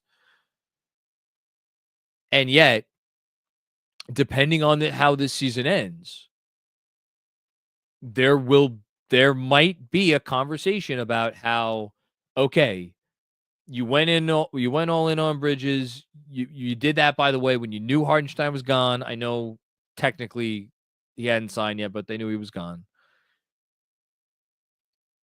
Would it have been better if you didn't like any of the options out there at the 5? If you didn't feel like going and, giving up the salary that would have been required to go get Clint Capella, not to say nothing of whatever picks that you would have needed to give up or, to get whoever, if you didn't like any of those options, would it have been better to just sit back, take another gap year, and I mean, look, you'd still have Randall on the team, and I guess no. I don't want to really go too far down this road. They wanted to trade Randall, right? And that's I'm fairly certain that's been. I mean, it's been all but explicitly reported. I sit here, my opinion, just my opinion. They wanted to trade Randall. They did not want the impending contract situation. They wanted to get that thing resolved this summer. That's my opinion. Get the best deal you can for Randall. Keep the continuous soup going. You keep Devo on your team. You don't have enough to win this year, and then you revisit it next summer and you try to get a real replacement for Hardenstein with whether it's maybe you trade DiVincenzo next summer, whatever whatever you do. Maybe they looked at the landscape and they're like, you know what? Forecasting ahead, we don't like our options much better a year from now. And even if we get Cat and the Cat thing doesn't work, well, maybe we could flip Cat for something else. And look, maybe they still, I don't know. We're getting too far off, but to appear this far away, it opens up all these conversations. So thanks, Ross. Kevin Danishevsky, I'm shocked I'm here, but I'd start Mitch. Hey, listen, give it a shot. What do you get to lose? Because what do I keep saying? Mitch is not a skilled enough offensive player to, balance out what he brings on defense. So what? Start Mitch. See what it looks like on defense. And if it looks okay on defense, but the offense isn't tenable because, Mitch is basically a version of Precious out there, albeit with better offensive rebounding, then at least now you have your answer. Now, where do you get the adequate player from with the adequate offensive skills and the defense? But again, we're a long way from there. We got to see Mitchell Robinson back on the court. Thanks, Kev. Stop the panic. OG isn't a dog. We can't win like that. # be better. I don't know. I feel funny commenting on someone's dogness. Look, I think we've maybe gotten a little bit spoiled by guys like Josh Hart and Jalen Brunson and DiVincenzo and Hardenstein and, frankly, Julius Randle, you know? A dog in very particular respects. Maybe I shouldn't have added his name to that list. He had his dog moments. No, but we are, I think we are a little spoiled here. But doesn't mean we shouldn't want a little bit more. Thanks. Stop the panic. Huck Frazier, what's going on, Huck? Don't think there is an argument that our top 6 guys can't even be competitive versus the top 3 teams. 5 of 28 competitive quarters, just insane lineups. Yeah, I mean, look, you want to talk about insane lineups. Insane lineups to me mean that, here's how I read that, Huck, and this is just me. Insane lineups mean there are like obvious answers that it's like, oh my God, why are you playing these guys when like there's such an obvious, like, I don't see, like, I get the 5 out part. I get like give Deuce more minutes. Totally. 100%. I get that. At the end of the day, your problems on defense generate from the fact that you have these 2 guys who are substandard defensive players, and everything else that goes on is meant to try to insulate that. And oh, by the way, the really good defenders that you have that you went and paid these hefty prices for are not defending maybe up to their price tag. So, like, that said, you want to tell me that like the fact that Precious Achiuwa saw the floor tonight was insane? All right. I mean, I don't know what's one level below insane. That's probably where I'm at. And again, he took him off the floor in the second half. But I don't know. I'm not going to go as crazy as you, but at this point, like, it's your larger point, which is that there's real talent here, and it's just not showing up at all. Like, that has to, like, what's the deal? That's a good point. It's a good point. It's a fair point. Thanks, Huck. David Crockett, what's going on, David? Great to hear from you, man. I turned on the game when it was down to 4, then it turned into shit. My apologies, Knicks fans. You actually wrote shite, I should say. Did I get excited when it got down to 4? When it got down to 4, I was like, oh, maybe this will be a close loss. I was hopeful that it would be a close loss when it got down to 4. And then it wasn't a close loss. Yeah. No apology needed, David. Appreciate you as always, man. Wes, True Blood, what's going on, Wes True Blood? How are you? It sucks. The Pacers this season are 2-1 against the Celtics and 1-1 against the Cavs, and we can't even get close to those teams. Different, I think, unique. That has more to do with like certain teams are better served against certain matchups than others. And I think the Knicks are probably. Are the Knicks better suited against any teams out there than like the Celtics or the Cavs are? I don't know. Maybe. Look pretty good against the Nuggets all of a sudden. They're a pretty good team. That's probably all I got. No, it's fair. Like, again, this all goes back to team building philosophy. And if you want coaching too, like, the ceiling to beat the best is part of what you have to consider when you're evaluating. And they haven't shown the ceiling. That's all there is to it. Thanks, Wes. Haitian Ferg, what's going on, Haitian?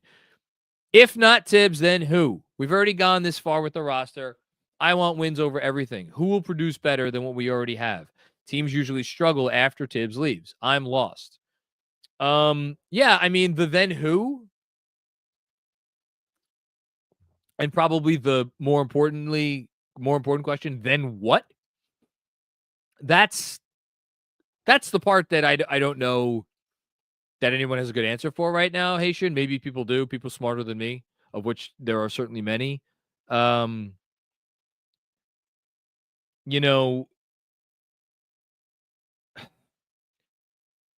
I don't know. Dan Hurley is a name. Now he's a crazy person just like Tibbs. I don't know if he's a crazy person in the same ways. But yeah, I just my fear is that we know under this coach, this franchise has overcome a lot of adversity. And this team and this roster has overcome a lot of adversity over this with this head coach. And you look around and you look at what some other teams have done that have gone all in, right? Other teams that have gone all in, what have they done? Phoenix went all in. First, they fired Monty, who took them to the finals. And then, or they got rid of Monty, whatever, parted ways with Monty. And then they fired Frank Vogel. And now Knicks fans want to string up Mike Budenholzer on a flagpole. Mike Budenholzer won an NBA championship. Frank Vogel won an NBA championship. So that's Phoenix. Philly. Doc Rivers. Doc Rivers, most pilloried Hall of Fame coach. I know he's not in the Hall of Fame yet. He will be, and he should be. Who just someone decided 10 years ago that he was just going to be the punching bag of like every NBA fan base, and like everybody thinks he's this old man who doesn't have a clue and yada, yada, yada. Go look at what Sixers fans are saying about Nick Nurse this season, who was God's gift to coaching when he was in Toronto. And oh, by the way, after he was God's gift to coaching, then he wasn't anymore, and they fired him after he won a championship, by the way. I mean, I could go on. We could talk about the Lakers. You know, Vogel actually won the damn championship with them. And then they made a big trade, and then all of a sudden he was an idiot, and then hired Darvin Ham, and how did that go? And we'll see how it goes with Redick. You know, it's like you go, Brooklyn. Atkinson. Yeah, get him out of here. Now that was a little bit more complicated because it just didn't have the belief of the best players. But then it's like, all right, we're gonna bring in Steve Nash. Steve Nash fired, bye, and now they got a better guy in there apparently. So like you could go through every team and like that makes these all-in moves, and typically the coaching change for the all-in move after the all-in move does not necessarily yield the fruit you want. Now there have been exceptions. I forget the guy's name, even though he worked for the Knicks. The guy they fired from Cleveland before they hired Ty Lue. Ty Lue won a championship with them when the first coach did not. Now, the coach that they hired, when they hired him, they thought they were going to have a very different team. They did not hire that coach to go coach LeBron James. So that's even a little bit of an asterisk there. But if you know, we really haven't seen another situation where a team went all in and then they fired the coach and it got like a lot better. So to answer your question, Ferg, I don't know, but like at the same time, even though I can't sit here and I can't tell you like, oh, definitely hire this coach, and then once they hire this coach is going to do X, Y, and Z, and X, Y, and Z is going to make it all better. The alternative of sitting here and being like, all right, what we're seeing now is okay, and it's fine. That's not acceptable either. That's not acceptable either, which is part of what makes all of this so frustrating. Jason with another one. What's going on, Jason? The thing about Flaming Cat for his defense is he is this guy. He's a 10-year vet. If the front office thought he'd be some other guy after a decade in the league, then that's on them. Jason, I completely agree with you, obviously. And yes, they got him to be their center. They don't give press conferences, but like it's been the way that it has been reported, and obviously the fact that they like didn't go out and acquire another center when they had opportunities probably to do so, and they just did not feel the need to do so, lets you know that this front office was, and for the moment is, invested on the idea of seeing where they can go with Towns at the 5. Now, to go back to a point I made earlier, which I think is very relevant, the whole reason I think, or not the whole reason, let me take that back. Part of the reason why they made this trade is they had no center. And which tells me that they didn't like any of the other options out there. And I wonder if their calculation was, let's give this a year at the 5. Let's see what it looks like. Let's see what it looks like under this head coach. And then once we have gathered all of that additional data, we will make an informed decision moving forward on whether we want to continue going forward with Karl-Anthony Towns at the 5 in this general scheme that we've seen, or we need to pivot. And then that begs the question of like, all right, well, what's the pivot? Can they make a pivot? I have to think that there's a pivot out there that they could make, even if maybe the pivot is Mitchell Robinson. And maybe I've just been way too harsh on Mitch and his ability to be a helpful player on a championship roster, or a starting level player. Let me rephrase that. A starting level player on a championship. He could definitely be a helpful player. A starting level player in a championship roster. And then that goes back to the whole concept of what is this year? What is the goal of this year? I maintain the goal of this year is information gathering. Yes, try to win as many games as you can. Go out there, try to win a championship, the whole thing. But at the very least, you come out of this year with more information, or all the information you need to set up the next 2 to 3 years. And that's part of the frustration, is like, we're sitting here and what do we blame? We blame this, we blame that, we blame up, we blame down, everything. Thanks, Jason. Appreciate you, man. Jasso Focus. What's going on, Ja? I haven't seen you in a while. Last year's post-trade team was a more perfect unit for Tibbs. He's a great coach at checking boxes for us, but I have little faith in him leading the Knicks to reach its ceiling this year. The Celtics are amazing. I don't think Red Holzman could lead this Knicks team to a championship or a series win over the Celtics this year. But fair point. I think last year's team, were they a good team for Tibbs? Yeah, I guess. Is this team a bad team for Tibbs? Maybe it is. I don't know. I have no idea. I don't know. I don't know what. I don't feel like I'm able to answer that question. But maybe you're right. Thanks, Joe. Dom Cappuccini, what's going on, Dom? Family day sledding. Where are my loyalties, some may ask. My family.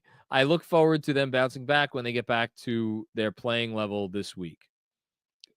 You spoke a mouthful there, Dom, to their playing level. Yeah, they have a level, and it ain't Boston, and it ain't Cleveland. No, you made a good decision sledding with the family. Great job by you.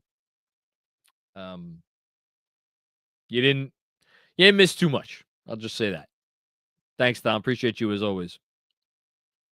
CC Kirby, what's going on, CC? I saw someone elsewhere say one thing that hasn't helped is it feels like Deuce took one step forward this year as opposed to a leap forward. It really does feel that way sometimes. Worried about him. I'm not worried about Deuce. I think Deuce is really, really good. And I think Deuce he missed time with an injury, which I don't think helped him. I think it's tough to take a leap forward when you are so far down the pecking order. Like Emmanuel Quickley, when he took his 6th Man of the Year leap, he was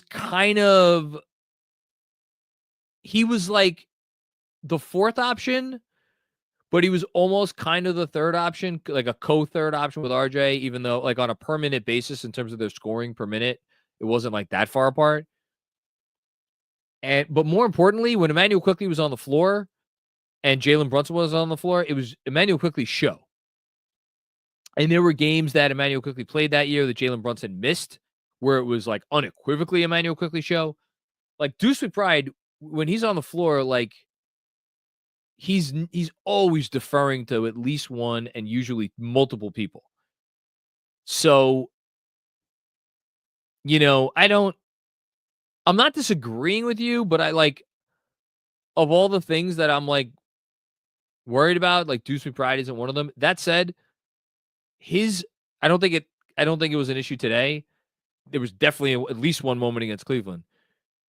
his finishing at the rim and just generally in the paint, that is bad. It's bad, and it limits his effectiveness as a player. It really does. Because if you're a small guard and you can't finish at or around the rim, and you're just basically, I'm a 3-point threat and like tough twos, it completely caps your ceiling. So that's something he needs to improve. Thanks, CC. Anthony Sixto, what's going on, Anthony? Instincts on when to switch double are all over the place. Off, I can't tell what you mean by off. Offensively, maybe they often miss mismatches. Yes, a lot seems mental, which can be repaired, but it is on the coach. Yeah, I mean, their instincts are bad, and the fact that we're seeing mistakes after game 57, that we saw in game 1. And if you want to come back and tell me that, well, the personnel is just not good enough. Like Cat, this is what Cat, like, as to Jason's point, this is just what Cat is. If you think the Cat's supposed to be something else, you haven't been watching. Well, when you have a player that's this talented, it is incumbent to try to figure out solutions. And maybe those solutions require you to bend a lot more than you feel comfortable bending. And are there reasons, obviously, that Tibbs doesn't feel comfortable bending in certain directions because of principles that he believed lead to winning basketball? Of course, duh, no shit. But and might that level of experimentation lead to a worse product in the regular season? Yeah. But I don't know, man. Feels like there's got to be something out there that's better, that could work more, could be something better. Unless you want to look at the run they went on today as like a sign of progress. Unless you want to look at the run they went on today as a sign of progress and say, see, it's taken 2/3 of a season, but they're starting to get it. I don't know. I don't know if I could sell that to myself. Thanks, Anthony. OG team. At least we figured out the Tatum pick 'em roll top of the key from 3. They did figure that out to some extent. He missed some shots, but it got better. It got better. That's something, right? It got better. I'll take it. Thanks, OG. Dom with another one. You didn't even watch the game, Dom, and you're a madman already. Can this team ever win a title with this core, this coach? Will one more summer trade be the difference? Who knows? It is what it is right now. Yeah. I mean, unless they make a surprise run, or maybe not even a surprise run, like at this point, a really close series loss to the Celtics for me would count as a surprise. Unless they surprise us, it's going to be a very interesting summer. Very interesting summer. Thanks, Tom. Ja, so focused. What's going on, Ja? Felt we could have given the Celtics a run for their money last year, even though we'd lose. Now I wonder if tough teams could beat us in the first round before Boston. Yeah, they're not infallible. They could lose to I don't think they will. I think they're just a lot better than the team that they will end up facing in the first round. But like, would it shock me if they lost in the first round? No, it would not shock me. It would not shock me. Thanks, Joe. Mecky, what's going on, Mecky? How are you? Great to hear from you. Thank you for the generosity, insane amount of generosity, especially on a day like this when, like, I don't know any Knicks fan that's even remotely happy, and you're just you're a mensch. So thank you. Just keep building and focus on the final product being there in April. I did like how we tried a few new things today, including the lineup with McBride and the switching on defense. JB held his own. ran out of gas after the white three and the starters out. I thought that white three, man, was so huge. You could argue that white three was the play of the game because if I stand corrected, no, I don't stand corrected. I know exactly what it was. And this is the thing that bugged me the whole freaking game. How many times was there a Knick defender? I know you have a positive comment here, and I'm going to go negative, but how many freaking times was there a Knick defender in the area, in the airspace, and they didn't have a fucking hand up? Again, I curse because I'm so frustrated. Those were the moments, those and the offensive rebounds that they gave up to the Celtics, where, and listen, Cat, that's part of defense, man. And you want to go out there and you want to get 20 rebounds against these dog shit teams, that's great. Go out there and be locked in on the defensive glass for every minute that you are out there against this Boston team. Locked in. Hunt those rebounds. They were saying it on the goddamn broadcast. You got to get down there. Get that. Go after it. I don't know how I got started. Went from your comment to going on a tangent about Cat's rebounding, but it wasn't good. The rebounding in general was not good enough today. I just noticed it from Cat a few times. And who was on White for that three, by the way? OG Anunoby, your best defender, your most reliable defender, the guy you want in that position. No hand up. So it's not just Cat with his hand down. And how many times did Cat have his hand down today? I lost track. But it's not just him. There were a lot of times, Josh Hart on a key three, I think, in the fourth quarter when they were trying to stay in it or make a comeback or whatever it was. He had his hand down. I think it was on a corner three to Drew Holiday, if I remember. Hand down. Like, how many times are the hands just not like, get a hand up? That's it. Just get a hand up. So, yes, I agree with you. They ran out of gas after that white three. Focus on the product being there in April. And yeah, so I think the key word of your super chat here is building. It's building. And are they building towards something? Are they getting better? Now, you point out a few things.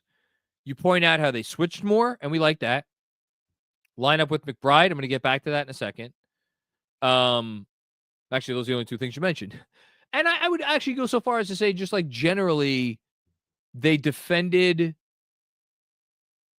and both their approach on offense and defense was more confident in the third quarter. And it's the other than the second quarter against Oklahoma City and maybe part of the first quarter and part of the third quarter against Oklahoma City in the first matchup, that was the only time this year that we've seen them look confident against one of these top teams. And they look confident on both ends. For so huge portions or significant portions of these games, it's like they're playing not to lose. And there's no confidence in their approach at either end. They're not on the attack. Certainly not on defense and not on offense either.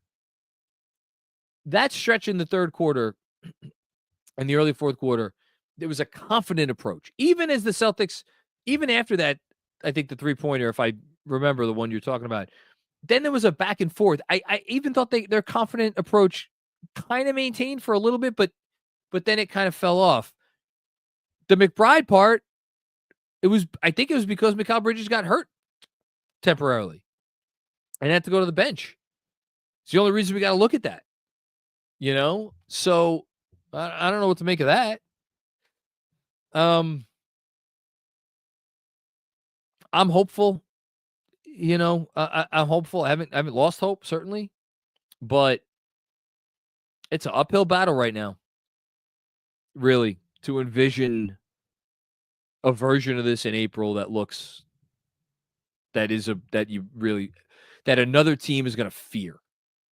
Because the Celtics came out today and they didn't fear the Knicks at all. And the Knicks came out and they looked afraid. That's not how you win games. Thanks, Becky. Jessica, what's going on, Jess? How are you? Hope you're doing well. Hope things are well in Lincoln. Yeah. Thanks for the amazing Substack, Jonathan. Your writing and guest articles from Ray and Chris. Shout out to both of them. They put up some articles while I was on vacation. Thanks to both of them. If you missed either of them and you're a newsletter subscriber, go check it out. Or if you're not a newsletter subscriber, go subscribe to the Knicks Film School newsletter on Substack. You get a free subscription, which gets you at least one free newsletter a week, often more. And if you want to up to a paid membership, you get every day of the week and usually stuff on weekends too. So anyway, I don't care if no chip this year. Give them a few years to gel. I love this team. Let's go Knicks. Let's go KFS. I'll say something controversial. I like the team too. I still like them.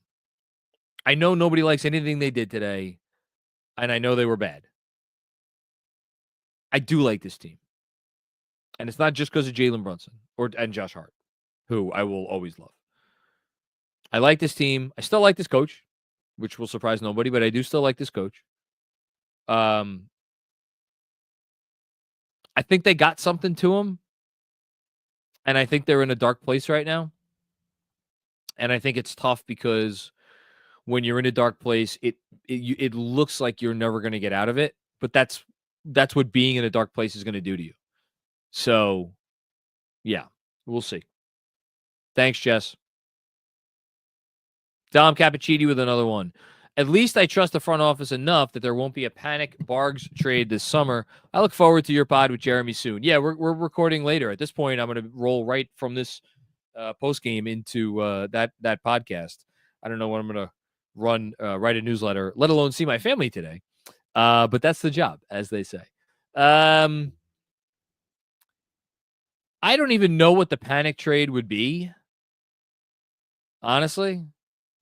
Yeah, but I agree that they're too smart for that. I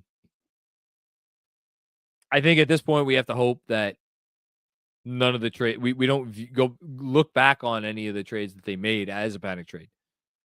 But yeah, we'll see. Thanks, Tom. Hayden Freed, Cat is Randall in a Scooby-Doo villain mask. Hashtag trash. I had to laugh at that. Look, I had the thought actually yesterday that Cat is basically just is Cat just like a better Randall, right? Tries harder, more consistently, and is just a much more gifted offensive player. But the difference between Cat and Randall, and look, you guys know I'm not a Randall guy, is Randall, it didn't look good, and when you watched it, you're like, shit, we're never winning a championship this way. But you could dump the ball to Julius Randle, and Julius Randle would either get you a bucket a lot of the time, just enough of the time to keep the defenses honest, or he would draw two, and he would usually make the right pass. The frustrating thing about Randall is, whereas you watch Cat and you're like, oh my God, this guy's never going to be a good defender because he just can't. He just doesn't have the capability. The frustrating thing about Julius Randle is Julius Randle at times would show you the capability of being a good defender. You know, at times, if you squinted. But no, I'd rather even at the money, I'd rather have Cat 7 days a week and twice on Sunday. I mean that wholeheartedly. I mean that. It's more if you're giving me the choice. It doesn't mean that we may not view, again, so much of it comes back to opportunity cost. The opportunity cost of using the Julius salary and the Dante chip, because he was obviously a real chip, and the Pistons pick, by the way, which could be a good, it'll be a first round pick this year. Using that on Cat as opposed to something else. We'll see. Thank you, Hayden. Andrew is reminding me that I will not be recording later with Jeremy. I will be going live with Jeremy and Andrew, because it's easier for me to just say this because you're watching as opposed to texting you. If I recall correctly, you were going to do a little bit of a vibe check. And you were going to say, if the vibes are in a place where it makes sense for us to go live, we'll go live. If not, we'll record. So I didn't want to speak out of turn. That's the only thing. But apparently, me and Jeremy are going live at 8. So you could watch us record live at 8 o'clock on this YouTube channel. There you go. Giddy up. Parrish Duggar. Oh, I bet I know where this is going. This coach doesn't demand effort. Precious hasn't broken a sweat yet. Deuce hasn't broken a sweat either. And never gets the 50-50 balls. Precious quits once he's faked out. Tibbs ignores unintelligent play. He never plays big versus bigs. So you want them to go bigger. It's funny, Parrish, because you're the biggest Tibbs critic, and yet I feel like a lot of your criticisms zig where everybody else, or zag where everybody else zigs. I mean, Julius Randle's defense aside, I would argue that Tom Thibodeau, one of his hallmarks, and one of the reasons why he has stuck around so long and he has the results that he has, is because he is better at demanding effort than just about everybody else in the league. I agree with you that Precious did not give enough today. And I would also point out that Precious Achiuwa played, how many minutes did he play? I don't know. Not too many, but however many it was. 15. But he was bad. He was bad. Thanks, Parrish. Dom Cappuccini. P.S. Thanks again, Dom. You're the best. Seriously. If anyone thinks I am coming off calm now, they better not mess around and lose to Detroit or Orlando in April. Then all bets are off. I'll hang up and listen the rest of the way. Famous last words. You sound like Josso Real. If they lose in the first round, then the Tibbs, there is no Tibbs conversation. Then Tibbs, thank you for your service. It's been fun. We look forward to watching you on NBA TV or Peacock, or I don't know. Maybe they could convince him to. I don't know where the hell he would go. Yeah, that's done. But like, yeah, I think that's all that would. I don't know. Yeah, I don't know that would like induce a panic trade. I think it would just seal the coach's fate. I don't know what else that would mean. Thanks, Tom. Ross, picks are a sunk cost, but Bridges continues to be highly underwhelming. Late game blocks aside, he has not delivered.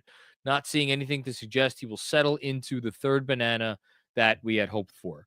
All right, I mean, that seems like as good a time as any to do a little Mikal Bridges stats check on the year. So on the season, this includes today's game. And again, like all this stuff is relative. Like what he has done, or more accurately, not done in some of these big games, that carries extra weight. But Bridges is averaging 17.5 points, 3.2 rebounds, 3.3 assists. 3.3 assists is actually okay for him. 1.5 turnovers, shooting 48.9% overall from the field. He's taking 6.3 threes per game. That number in 38 minutes a night is that's a low number. And I'm going to pull up his career stats right now. But that's low. He's shooting 35.7% from three. That's low. The defense, we've talked about the defense. It's had ups and downs. I think on the whole, it's been trending upwards. And I think since the first 19 games, the defense has been mostly fine. Sometimes better than fine. 1 free throw attempt, 1.1 free throw attempt per game. That's not good. And yeah, 3-point attempts per 36 minutes. This year, 6. Last year with Brooklyn, 7.5. Now, a lot of, you know what? I'm being unfair because his high with Phoenix was 5.4. No, excuse me, that's wrong. His high for 3-point attempts per game in Phoenix was 4.8 per 36 minutes. Sorry, per 36 minutes, 4.8. So he's at 6.0. So he's actually increased his 3-point attempts per 36 minutes by 25% with the Knicks this year over any time that wasn't him just chucking away in Brooklyn. That's, you know what? Maybe that's a part of our answer. Because I sat here and I looked at that 6.0 per 36 minutes number, and I'm like, well, that's not enough. And yet, it's a big gap. It's a big jump from him. And I wonder if that jump and the fact that they are clearly, I think, telling him to shoot even more threes, I wonder if that's been partially responsible for the fact that he has looked uneven. And it's still an adjustment. So we'll see. Thanks, Ross. Bernard Richardson, what's going on, Bernard? There was never a time this year that I thought the Knicks were able to beat Boston. Yeah. No disagreement. I have nothing to add. Yes, correct. Me neither. Thank you, Richard. Richard Robinson. I hope I said your name right. I have anyway. Mark, what's going on, Mark? My Girl Scout buddy. My daughter actually just walked in too. Mark Sable just gave a very generous super chat. He's a friend of Daddy's who bought some Girl Scout cookies from you. So what do you say? Louder. There you go. You're not being too negative. This is from Mark. The gap is real. But what's the tweak? Mitch, coaching change? We have precious few assets. No pun intended. No pun intended. I like that. They don't have a lot of assets. If you really want to do this, come summertime, they'll be able to unlock a second pick swap. So they will have 2 distant first-round pick swaps, which is not nothing. They'll have the fake Wizards first, which will convert as 2 high seconds. That's not nothing. I mean, if you really want to go down the line, they'll have Deuce. Do you look at this thing as all right, we feel confident and and again, to be very clear, I don't want to trade Deuce, but if we're talking about moves they could make and what can they really get, what is the asset package they could really put together? I've said before, and I will say now, I do not think that there's another team out there that values Deuce as much as the Knicks value Deuce, which is why I think I'm not expecting him to be moved, because I don't think they would ever move him unless they were like, wow, this is getting us we need to include Deuce, because if not, then we don't get this massively important thing. I don't know that any other team is going to look at Deuce in the way that, let's say, Minnesota looked at Dante DiVincenzo this summer. That's what a long way of saying it. But he's still a very legit 6-man making $3 whatever million a year for the next 2 years. So there's that. I don't think anybody's going to care about any of these kids you got, Kolek or Dadier. Maybe someone fancies Dadier a little bit. I don't know. But you cobble together the salary, Mitch, Precious sign and trade. Rosters expand during the summer, so you could do a 3-for-1 or a 4-for-1. They could get up there and they could make a competitive offer for a starting caliber NBA player. But again, what's the player? And if you do cobble together all that money, Mitch, and let's just say for argument's sake, Deuce, and you get a starting caliber NBA player, okay, move Josh Hart to the bench now. Okay, well, now what do you got? Now you got a top 6. What else? Is Pacome Dadier going to step into a 7th man role next year? You're going to have Tyler Kolek and Campaign battling it out for the backup point guard spot. I mean, you're signing guys off the street to minimum contracts that hopefully could give you real rotation minutes. That doesn't always work out. It's tough. It's tough. It's an uphill battle, but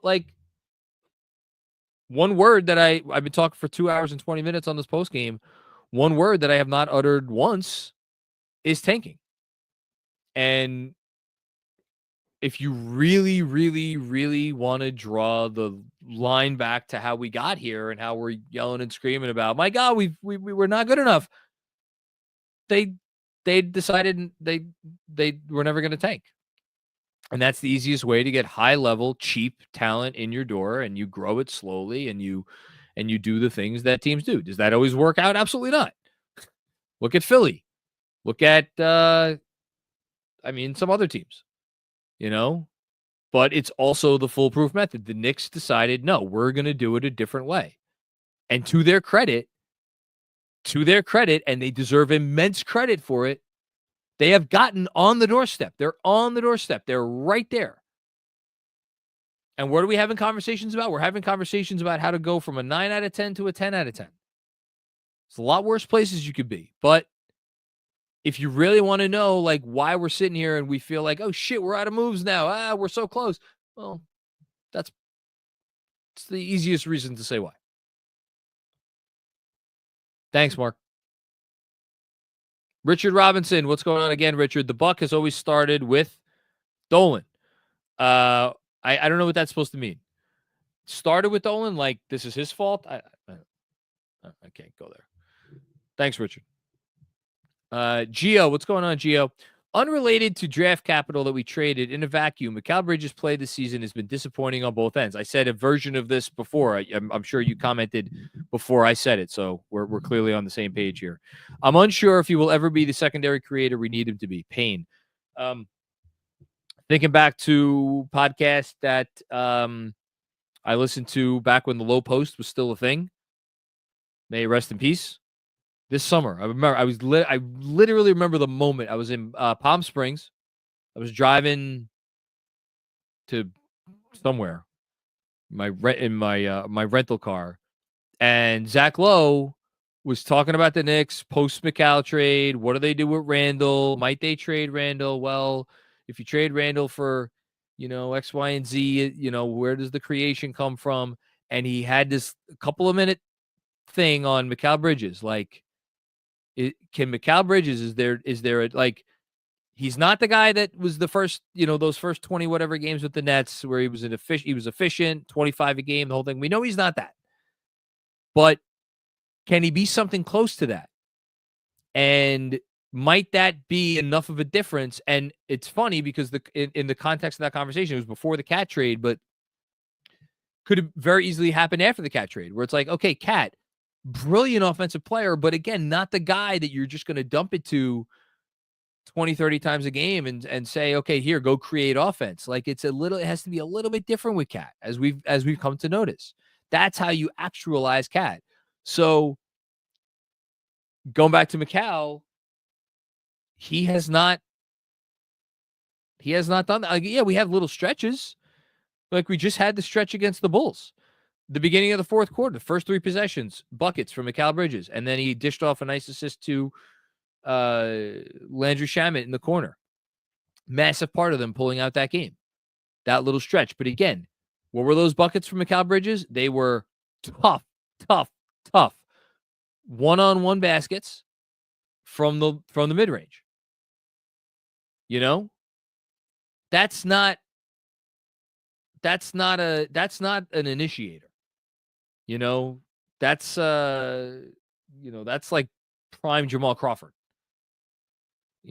So yeah, he hasn't been that guy, and I agree with you that his play has been a little bit disappointing. Thank you, Gio. Kevin Dinishevsky with another one. Precious sign and trade plus Deuce plus picks for DiVincenzo this summer. Boom. I mean, I'd love DiVincenzo back. I think if you're asking me in a vacuum, would I rather have DiVincenzo or Deuce? I'd rather have DiVincenzo. How does that change your life if you're the Knicks? I'm not suggesting you're saying that it does change your life, but how does that change your life if you're the Knicks? I guess because you could start DiVincenzo, right? And whereas Tibbs or whoever the coach is going to be maybe doesn't feel comfortable starting Deuce because he's a little smaller. Yeah, maybe. I don't know that answers your fundamental issues. Thanks, Kev. Guy Huber then. With another one. Also, glad to have you back, and you do a great job on these tough losses, even if people disagree with how you framed a loss. It's why I'm a supporter. Well, Guy Huber, that's really great to hear from you in particular, because you are pretty harsh sometimes, and I'm harsh back because I think you're being overly harsh, and we kind of maybe get into it sometimes. That means a lot, and it's a good reminder to me that, like,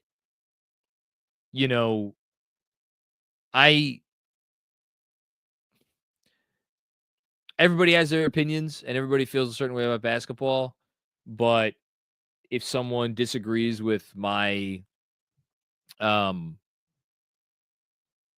opinion about the team or who's at fault or anything like that, it's a good reminder that person doesn't also think that I personally am a piece of garbage. And to take it a step further, if someone makes a comment on like social media that is not directed at me at all, but I happen to see, and it goes against something that I believe, it's a good reminder that I shouldn't read that comment and think, oh, this person thinks I'm an idiot, but it's funny how as human beings, we take certain things the way we do about things that we are very passionate about. So good tip to all the kids out there. Don't I don't know what's the message. What's the message? Don't pay attention to anything anybody says about you. I don't know. I have no idea. Thanks, Huber. Richard with another one. Richard Robinson. Thank you for the generous contribution. It's no contest because Boston has been building this team for years. I think it's the runway that they've had, and also the moment they drafted Tatum, they basically decided this is going to be, and they realized what Tatum was, and they eventually realized what Brown was after they kind of had their little dalliance with, do we trade him for Kawhi or not? They were like, we have two of the thing that every team in the league is killing themselves to get one of. We have two of them. And if this pans out, if this works out, we're golden. And they just kept investing in that singular theory, build around those two guys. And it took time, and it took tweak after tweak after tweak. It took them getting incredibly lucky that the Kristaps Porzingis trade fell into their lap, to say nothing of the good fortune that Milwaukee got antsy and decided to trade Drew Holiday, and Drew Holiday then obviously was made available for them to trade for. So it did take good fortune for them, but ultimately they went all in on this theory. You could say the same thing about the Knicks and Jalen Brunson. Once they got Jalen Brunson, once they realized what Jalen Brunson was, they're like, okay, this is it. We're going to go all in on Jalen Brunson, and we're going to just build our team around him. And everything we do, and this is a thing we haven't talked about. I'm going long here, but it's just incredibly relevant. This is a thing we haven't talked about that much this year. Every decision that this team made from the moment they got Jalen Brunson was, how can we better support Jalen Brunson? Could you argue? And by the way, the OG trade and the Bridges trade, both 1,000%. How can we help support Jalen Brunson? Let's make these trades. Could you argue that the Cat trade was the first time that they deviated from that? Could you argue? Where they looked at it as, we need this, and it's too good of an opportunity to pass up, and does it necessarily help Jalen Brunson, or is it going to give us another question to answer that we didn't have to answer formally? At this point, it's a fair question. Thanks, Richard. Ja so focused with another one. Thank you, Ja. You don't tweak away a large gap, JM. If they're close enough that minor tweaks fix the blowouts, then that's coaching. Starting lineup combined plus minus in the last two games. Yeah, very bad. I don't even know what. We know that they lost. They lost by 13, but it was worse than that. Anyway, you don't tweak away a large gap, and it's about figuring out, is there a large gap, or is there a smaller gap? And it's coaching, and then you could tweak away the smaller gap if you change the coach. That's what we're all trying to figure out. Starting lineup is not working. It's not working. Thanks, Ja. Say less, NYC. I don't know what that's supposed to mean. Is that Mega Man? Holy shit, that's Mega Man. Do you know who Mega Man is? No. It's funny because we got Smash Brothers, or my daughter Scarlett got Smash Brothers for.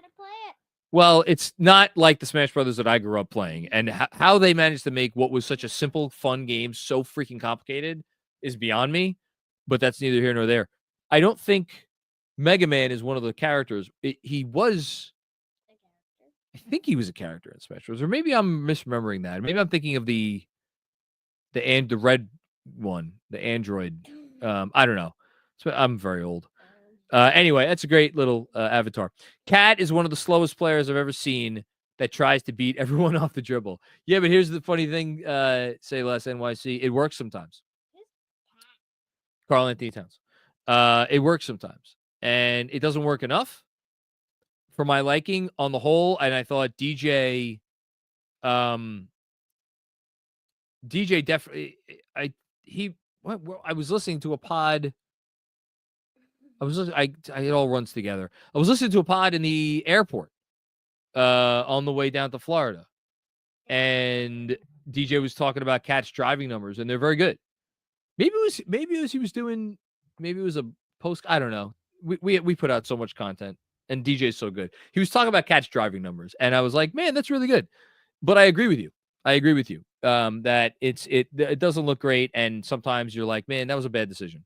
What I liked today, very quickly, there was one drive where he made a nice wraparound pass to Josh Hart that resulted in a bucket, not an instant bucket. It wasn't like an easy lay-in. Hart still needed to work for the bucket, but we don't see that a lot from Cat, where he drives and passes. So that he drove with and ended up passing, I found to be slightly encouraging today. Again, we're looking for little things here, little things. Thanks, say less. And then I'm going to read this. I may try to put this on the mic. What is he saying? Well, hold on. Let me do the super chat first. Haitian with another one. Thank you, Haitian, very much. Given our salary, who gets traded off the starting five in an effort to bring more balance to this roster? Our window will shorten if we have to pay Bridges while keeping roster the same. What's the play?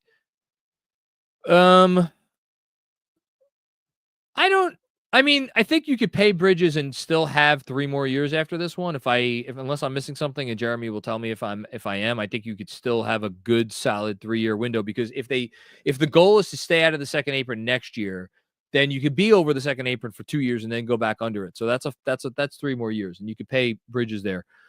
I just don't think you could trade Josh Hart. Put aside the roommates pod. Man, that's a good contract. I know he's not a perfect player, but that's a good contract, and he's literally the heart of your team. Cat, I'm not gonna sit here and talk about fake Cat trades. OG, like, what are you getting for him at his salary? If he's not part of the solution, like, what is? Like, that? I'm sorry, but like I don't want to go. I don't know. I kind of don't want to trade anybody from the starting five unless you're telling me like Cat gets me. Yeah, I don't want to do this, but like, you know the names, right? Unless you're telling me Cat gets me one of those guys and I rejigger my team again, like, but I'm not sitting here, planning for that or hoping for that. All right. Thanks, Haitian. I want to play this soundbite because I'm Jalen Brunson had a soundbite about the third quarter, and I'm reading it and I think it might be interesting. So I'm just going to play it. Hold on. Not really caring anymore. It's like, all right, this is gotta go somehow. And so, all right. It's kind of a low volume, so I don't know if people could hear it. So I'm just going to read it. Jalen Brunson on the Knicks third quarter run in Boston. You want to read it? This is from New York Basketball, by the way. You have to read it into the mic very clearly. No. No? Okay. I said you could. We just had a level of not really caring anymore. Don't care about like me. We all went there. Just try and find a way to win. We've done it in the past. First time we did it versus this team. We can do it. Just got to do it for 4 quarters.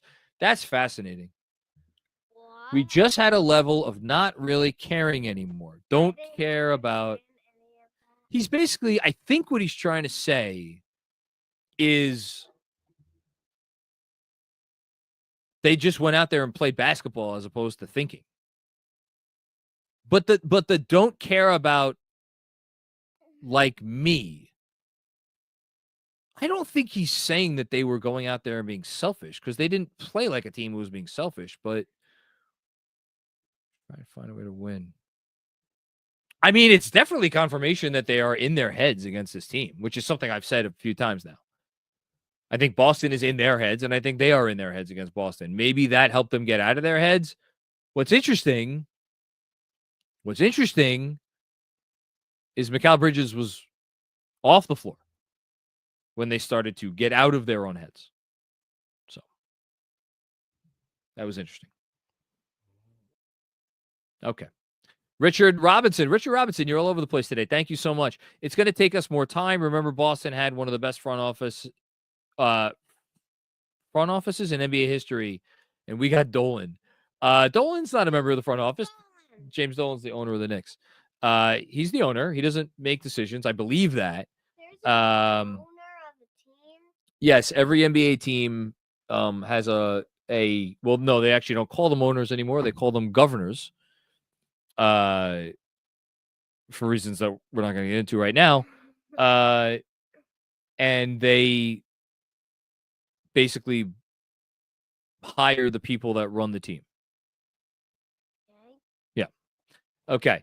But Boston did and still does have a very good front office. I think we have a very good front office. So let's hope that they are still able to make positive moves. Okay. Yeah. Let's do factor. Mark. Okay. Quick break to tell you about our friends at Factor. I'm always excited to talk about Factor because That's the place where you eat. no, it's the food service company that optimizes your nutrition, our nutrition. It has chef-made gourmet meals that make eating well easy. They're dietitian approved and ready to heat and eat in 2 minutes so you can fuel right and feel great no matter what life throws at you. I was starting to say that I'm very excited to talk about Factor because I don't know if I'm supposed to say this, but on in the past, we've had Factor be a sponsor, and I was so impressed with them that I became a member of Factor. And we've paused it at times here and there just because we've gone away or, life gets too crazy where we don't even know if we're going to be home for like 2 or 3 meals during a week. But I've always loved Factor so much. And when they re-upped to be a sponsor of the show this week, the box came to my front door and I was like so legitimately excited. And I really, the meals are delicious. They're great for me and my wife because we're always trying to watch our health and our weight. And you don't know which one to choose. Because Right? You hear me and mommy talking in the kitchen about which one are we going to have? It's always a conversation because they're all so good. And it's like, what are we in the mood for? I cannot speak highly enough about Factor. Really. So if you, here we go. The call to action. I don't think the owner of Factor is watching this, and if he has $1 million, he should, I don't know, invest it in his company. If you would like to eat smart with Factor, get started at factormeals.com/Factor Podcast and use Factor Podcast to get 50% off your first box plus free shipping. So again, that's code Factor Podcast at factormeals.com/Factor Podcast to get 50% off plus free shipping on your first box. Listen, I'm telling you, the last thing I'll say about it, use the code. You could get it for 1 week. You're going to get half off. Try it. They'll send you the box. You could pick your meals, pick whatever is to your liking. You're going to love this stuff. And and the price point I'm telling you, if you go out and you shop for ingredients on your own, you order in, you're gonna wind up saving money with Factor. In addition to it tasting great and being good for you. So, shout out to Factor. We are continuing. I gotta try to pick up the pace here if I want to be done before I have to go live with Jeremy. Greg Film Stuff. It's disappointing that we can't compete with the big dogs, but it's still year one with Cat and the roster. Dogs. It's a metaphor. What's a metaphor? Hold on. Is it a metaphor or is it a oh my god, what's the other term? Baba. No, it's a metaphor. It's because it's not using like or as. Anyway. With Cat and the roster will change. I hate how Precious doesn't know how to foul, and our stars need to attack big games earlier than the third quarter. Precious is just a frustrating player, man. And I think anyone in Toronto, I don't know that we have a whole lot of Raptors fans that watch the Knicks Film School postgame. If at any point in time there was like me or some other Knicks content creator or fan crowing about some great Precious game, and you were like, man, I can't believe Toronto threw him into the OG trade. How stupid of them. We got ourselves a gem here. And you were like, yeah, just wait, buddy. Give it some time. You should take a victory lap. Because not to say that Precious is a bad basketball player, he's not. But Benji, and credit to Benji, he's been on this for over a year. Where he is like, there is a difference between a rotation player and a depth piece. And Precious Achiuwa is a depth piece. And that is because with his inconsistencies, you cannot rely on him as a night-to-night guy who's going to come and be his best version of himself, because he's just not the best version of himself consistently enough to rely on him. So there you go. Thanks very much, Greg. Appreciate you. And yeah, it's still year one, and yeah, the roster will change and all that stuff, but just tough to see the end of the tunnel right now. Appreciate you. Parrish Duggar with another one. Okay, here we go. Duggar. Yeah, but his first name is Parrish. How do you know that? Because he's a frequent commenter. No design plays dumb lineups down 5. Tibbs has completely stolen our joy. That's too bad. Hold on. Seeing other teams' coaches all participate in timeouts. This is garbage. Seeing other teams' coaches all participate in timeouts. Why is every single letter that he wrote uppercase? Because that signifies that he's yelling. And he likes to yell. That's the best answer I got for you. Yeah, I think they look, I already went in on Tibbs today. I'm not going to belabor the point. It's not a great look for Tibbs right now, and if you have Tibbs complaints, this is the day for you. So there you go. Thanks, Parrish. Richard Robinson with another one. Thank you again for Richard. Richard, you're all over the place. Mark tells me you got a few more after this, so we appreciate the generosity. This is gonna take time. Yeah, be patient. This is going to take time. Years. Parentheses, years. Yeah. Every team in the league hates New York. Probably. I don't know. Maybe. I don't know. Do they care? And then one more. I have always had realistic expectations. Yeah, I mean, just like if you're somehow just tuning in now and you kind of missed not only the beginning of this post game, but something I've been trying to emphasize throughout this year, it's not that I've ever said like they're not competing for a championship this year, or a championship can't be the goal or any of that stuff. My realistic expectation was always just make sure that you get to the end, get to this next summer, this upcoming summer, with some definitive answers about what, if any, changes you need to make to get to that elite level. And that was my realistic expectation. I never expected a championship this year. I never even expected necessarily a conference finals. But I expected them to come out of this year knowing what they needed to do and being able to make those moves, having enough left in the tank to be able to make any necessary additional moves. And where I don't feel comfortable right now is A, I don't know what those moves are. B, even if I knew what they were, I'm not sure that they have the wherewithal to make them. And C, for as much as I'd love to sit here and say, oh, it's just firing the coach and hiring a new coach, and that's all we need to do, I can't, with my own brain, with my small little acorn of a nugget in my head, get from there. Like, I don't have the logic to be like, this is what it will look like when we fire the coach and hire this new coach. And when it looks like that, it's going to work. And I know we're going to be able to beat Boston. And I know we're going to be able to beat Cleveland. Now, is that a reason to continue to keep the coach employed? No, it's not.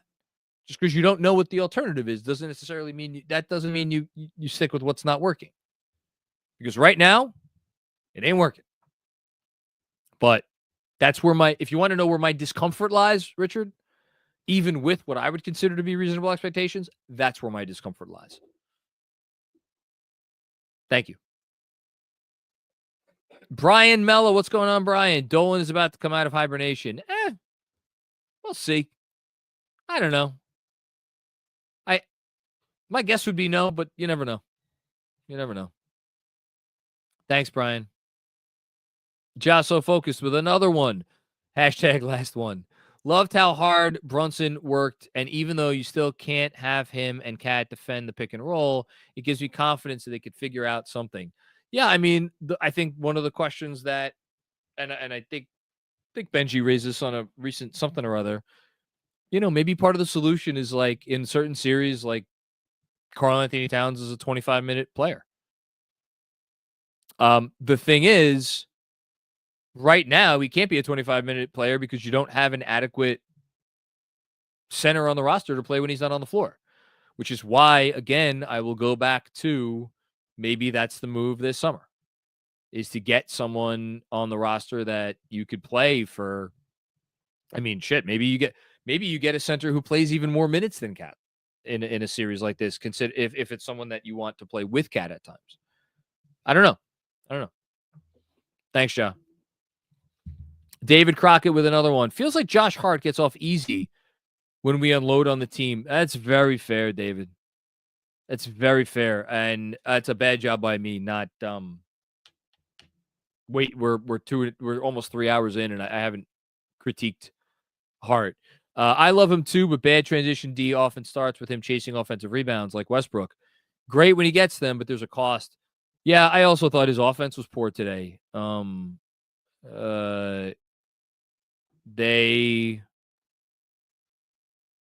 was 8 of 14.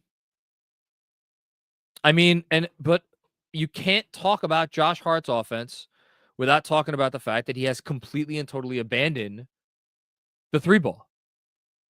Like, the dude played 40 minutes. He didn't attempt a three. And again, I'm not saying I wanted him to be firing away from three. I didn't. But the reason why I don't want him to be shooting threes right now is because he's not taking them with any confidence. That's a problem. And it hamstrings their offense. To say nothing of the fact that he had a couple makeable shots that he missed. Now, look, the dude finished with a near triple-double, 20, 11, and 9. Again, 8 of 14. But to your point, he doesn't deserve to escape criticism at all. And I think you got another one coming up here, David. Last one for me. Very generous of you, David. Seriously. It's easy to forget that this Celtics core wasn't good enough. Add Drew, add White, add time together. Don't forget KP. This is what the journey looks like. You can't cheat it. Yeah, David, if Carl, and again, I hate to bring everything back to Karl-Anthony Towns because it's not Cat's fault. Like, the Knicks are not where they are in comparison to the Celtics because of Karl-Anthony Towns and only Karl-Anthony Towns. That is so far from the truth. But to be clear, it's not what you're saying. I'm getting to a larger point. But because my response, what I was going to respond to you, David, was if Karl-Anthony Towns was like a $35 million a year player or even a $40 million a year player, I would be much more inclined to have the level of optimism that you're having here. But because his salary is what it is, and because he is not going to be the easiest guy to move, and because he's such a fundamental part of your offense, And it's like, this is the reality. So whereas, Boston never really had that, like, they were able to operate more on the margins. Like, if you look at what they gave up for KP, if you look at what they gave up for even Drew Holiday, Derek White, they gave up a distant pick swap, and that was a real thing. But again, it was one distant pick swap. Like, those were all like significant moves, but like margin-ish moves. So the fact that we're sitting here and we can't nail down what the margin move is, that's the tough part. Yeah. Thank you, David. Appreciate you.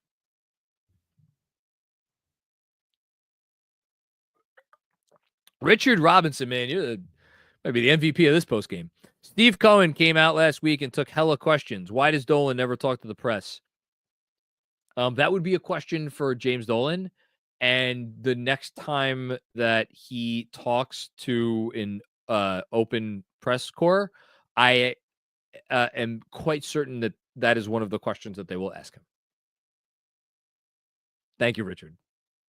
Jason, what's going on, Jason? How are you? Is Tibbs going to use the rest of the season to get McCall and OG going on offense, Cat posting up and switching, or business as usual against non-switching teams?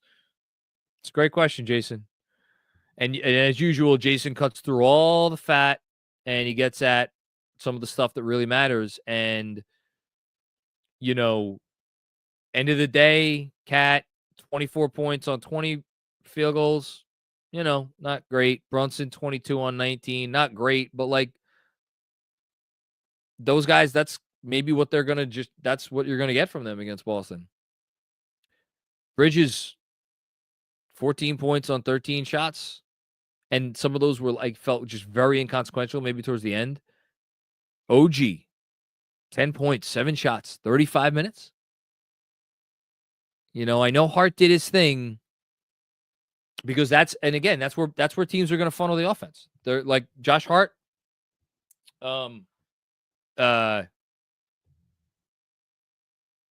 That's yeah. That's what they want. Okay, here we go. Chris Carter, last year's Knicks lost by 20 twice all year, both times before the new year. This team may have a higher ceiling, but they don't have the soul. It's pathetic. Pathetic. That's so harsh, Chris. It's so harsh. I can't call a team pathetic that has 37 wins and 20 losses. I also can't say, after watching some of the wins that I've watched them pull out this year, that they have no soul or they don't have the soul. I think they're really going through it against these better teams, and it is pulling all of their challenges into focus at once. And that's the problem. Thank you, Chris. Deadwoods 604. Are we starting to hit the proverbial Tibbs wall that every team hits before he wears out his welcome? Well, he's been with 2 teams, and the first team is one of the most dysfunctional organizations in sports. I'm talking, of course, of the Chicago Bulls, who had a couple of ass clowns running the front office that thought they knew better than Tibbs, and an owner that their fans would pay ungodly sums of money if he would just sell the team. And they've done absolutely nothing since Tibbs has been gone, and they have not recovered at all since he left. And then you had a situation in Minnesota that devolved because arguably Tom Thibodeau was the GM or president or whatever the hell he was. So, this is a mischaracterization that I will absolutely push back on. Anyway, let me finish your comment. Players could defend him all they want, but a different voice might be needed to get to the next level. Listen, if you're going to tell me Tom Thibodeau isn't a good enough coach to win a championship, I can't sit here and disagree with you because he's never won one. But this whole wearing out his welcome thing, Tom Thibodeau was not Scott Skiles, or I guess I'm trying to think of a different example. I'm sure there's examples in other sports that are better, but Yeah, I think this is an unfair characterization. Again, if you think Tibbs is just like not a good enough coach, and there's something that whatever the necessities of coaching this roster are not lost on him, but if he doesn't have the wherewithal or the open-mindedness or whatever it is to, I don't even want to say open-minded, because Tibbs would do anything if he thought it led to wins.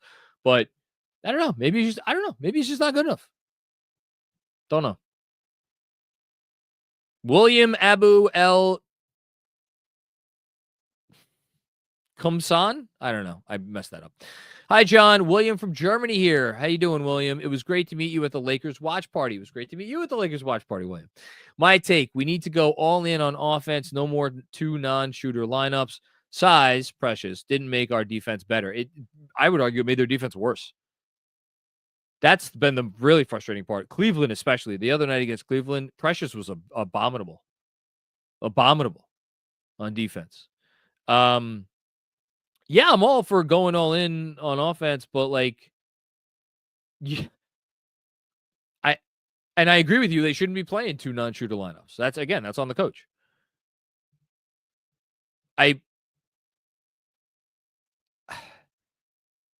It's tough with Josh Hart here.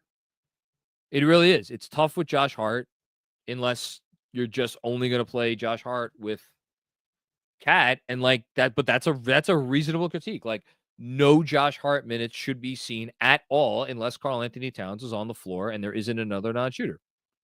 That maybe should be a rule. Today, Tibbs broke that rule. And it was frustrating. Although I will say it was when Cat sat with the knee injury, so maybe I shouldn't be as harsh. Although maybe it was in the first half too when Precious played. But he's done it at other times too. So whatever. Richard and Robinson with another one. Thanks to DJ and Benji for their analysis. Yeah, they're the best in the business. That's why I love. It's like the hair club for men. I'm not only the president, but I'm a consumer, whatever the hell it is, customer. Dom Cappuccini with another one. How you doing, Dom? Find their way back into the top 10 defense sometime in the hypothetical title window somehow, and that's it. They'll be back. Even if our perfect offense falls to 9th or 10th, who gives an F? Defense and toughness wins. So I think Dom with another one, that's why last year they should have gotten to the Eastern Conference Finals barring injuries. This team's talent and all can't get there. Find a backbone on defense or be okay with second-round finishes, if that. I'm officially done. Back to the family. Dom, I say it enough, or I say it a lot. Oh, wait, no, here we go. Dom with another one. I'm an hour behind, and I can't believe you guys are still going. KFS helps make subpar Knicks moments easier to get through, even during uncharted territory like 37 and 20. I look forward to catching up with all soon on Town Hall. Let's go, Knicks.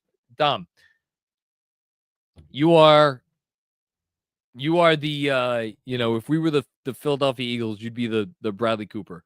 You'd be the one leading the locker room, holding the Knicks Film School flag, waving it high and proudly. And I don't know what we would do without you. I appreciate you so much.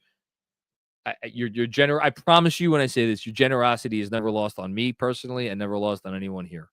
So thank you very much. And just thank you. And thank your family also on my behalf, at least. I hope they don't hate me and us here. Okay. Going back to what you said, I completely agree with you that, and it's here's the thing. It's precisely because their all-world offense has looked nothing. We'll repeat that. Nothing like an all-world offense against the best teams. That is the best evidence for doing something that I push back very hard on at times this year, which is like, to win a championship, you got to be great at something. They're great at offense, go all in on that. Well, they're not great on offense against these teams. And so, if you pull it back somehow to get more defense, that sounds like a worthy trade-off. Now, the question is, how? How? Is it because the only way that I could see them getting to a legit top 10 offense, an offense that is able to really defend and be aggressive on defense and not just hope another team misses shots, is if you I think is if you get a center next to Cat. And even then I think it's going to be tough, but maybe it won't be as tough. So where do you get that guy? Who is it? What's it going to cost? What is that player going to need to be able to do on the offensive end of the floor to be able to make it so that your offense does not fully fall off a cliff? I don't know. I don't know the answers to those questions. Hopefully we'll find out. Thank you, Dom. Bill Peter friend, what's going on, Bill? How are you? Thank you for the generous contribution. 5 picks for Macau. 5 years, $216 million for OG, and huge commitment to Cat. We are stuck. It can't be fixed this year, but next year, not sure they have the means assets to take the next step. Happier note, welcome back. Well, it is good to be back. It was good to rest and get away from everything. Although I did very much enjoy Benji and DJ's post games and all the other content that we put out in my absence.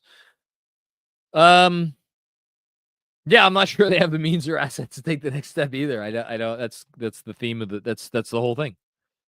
It's the whole thing. And another one from Bill. My goodness, Bill, thank you so much. Appreciate you, Bill. Thank you. To be positive. Okay, I'll take it. We are 37-20. Maybe we aren't contenders yet, but it's a far cry from the 2001 to 2020 teams, say for 2 years. They have a good core and can still build a champion. We all appreciate you in this channel. Well, I appreciate you, and I appreciate everybody who watches anything here or listens to anything from me and watches, consumes anything that we do.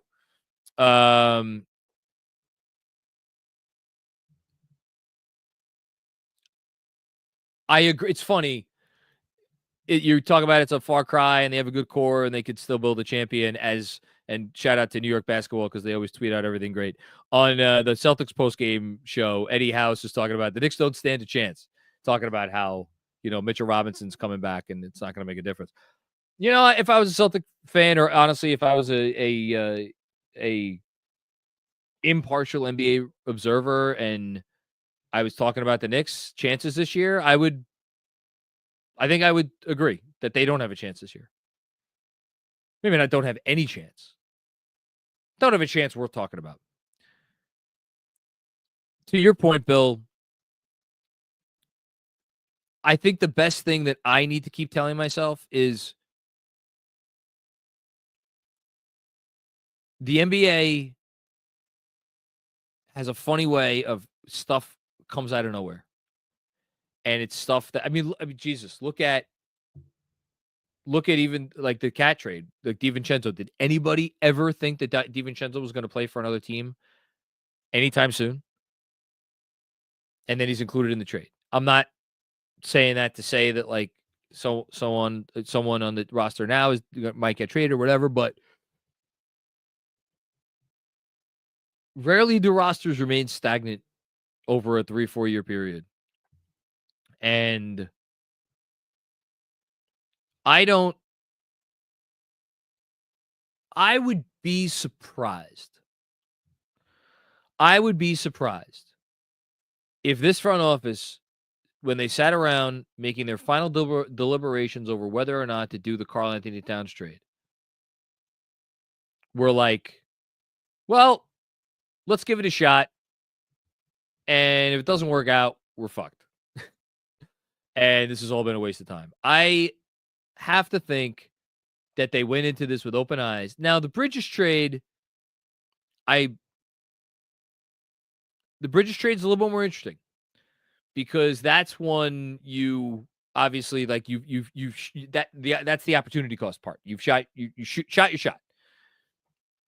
So that one, it's like if it doesn't work out, well, obviously you're not getting the picks back, and you can't create that kind of a pick package again. But I think that was a matter of like how much longer are you going to wait around, which I understand, and I understood then, and I understand now.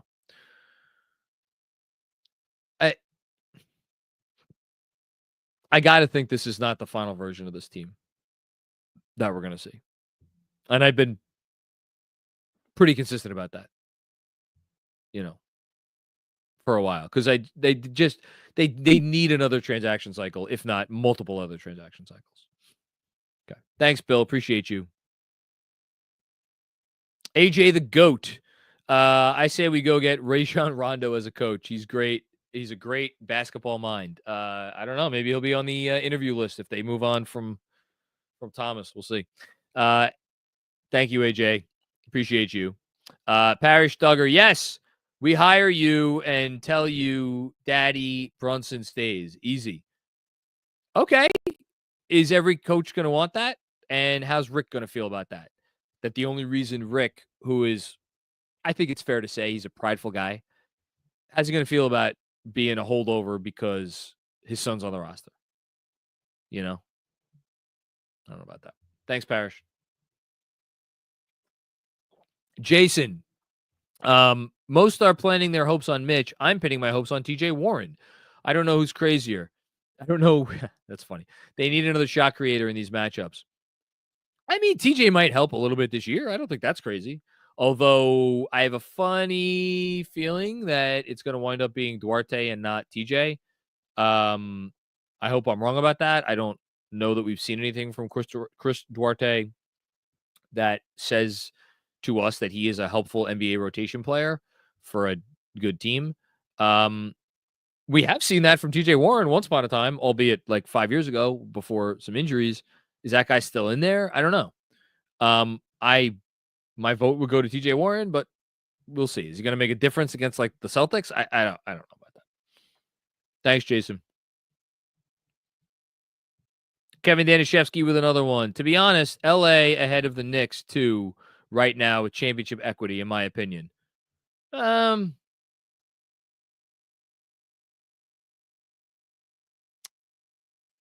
gonna win a championship without a center. I know they have like Jackson Hayes. I don't really, or what was it? Alex Len, I think, is there too. I don't care.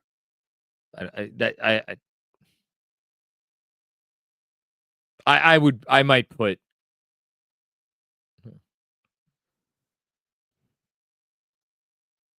I don't know. Maybe it's maybe it's a conversation. The funny thing is, like, for this year only, no, I don't know if I go that far. I was going to say, could you put Dallas ahead of LA for this year? Maybe. I don't know. Anyway. Kevin with another fake trade. Or no, freaking Chicago taking Giddey over our better offer for Alex Caruso. Yeah, it was annoying. I would have liked Alex Caruso on this team. I know he hasn't had the best year, but he's a good basketball player. Is what it is. Kevin with another one. Chat wants a JB trade. My alley-oop to a John Rant. No, I'm not giving that anytime. That's the stupidest fucking thing I've ever heard. We're going to do Out-of-Town Scoreboard presented by T-Squared Social because there have probably been games that have started and ended since I've been talking. Hi, Andrew. How are you?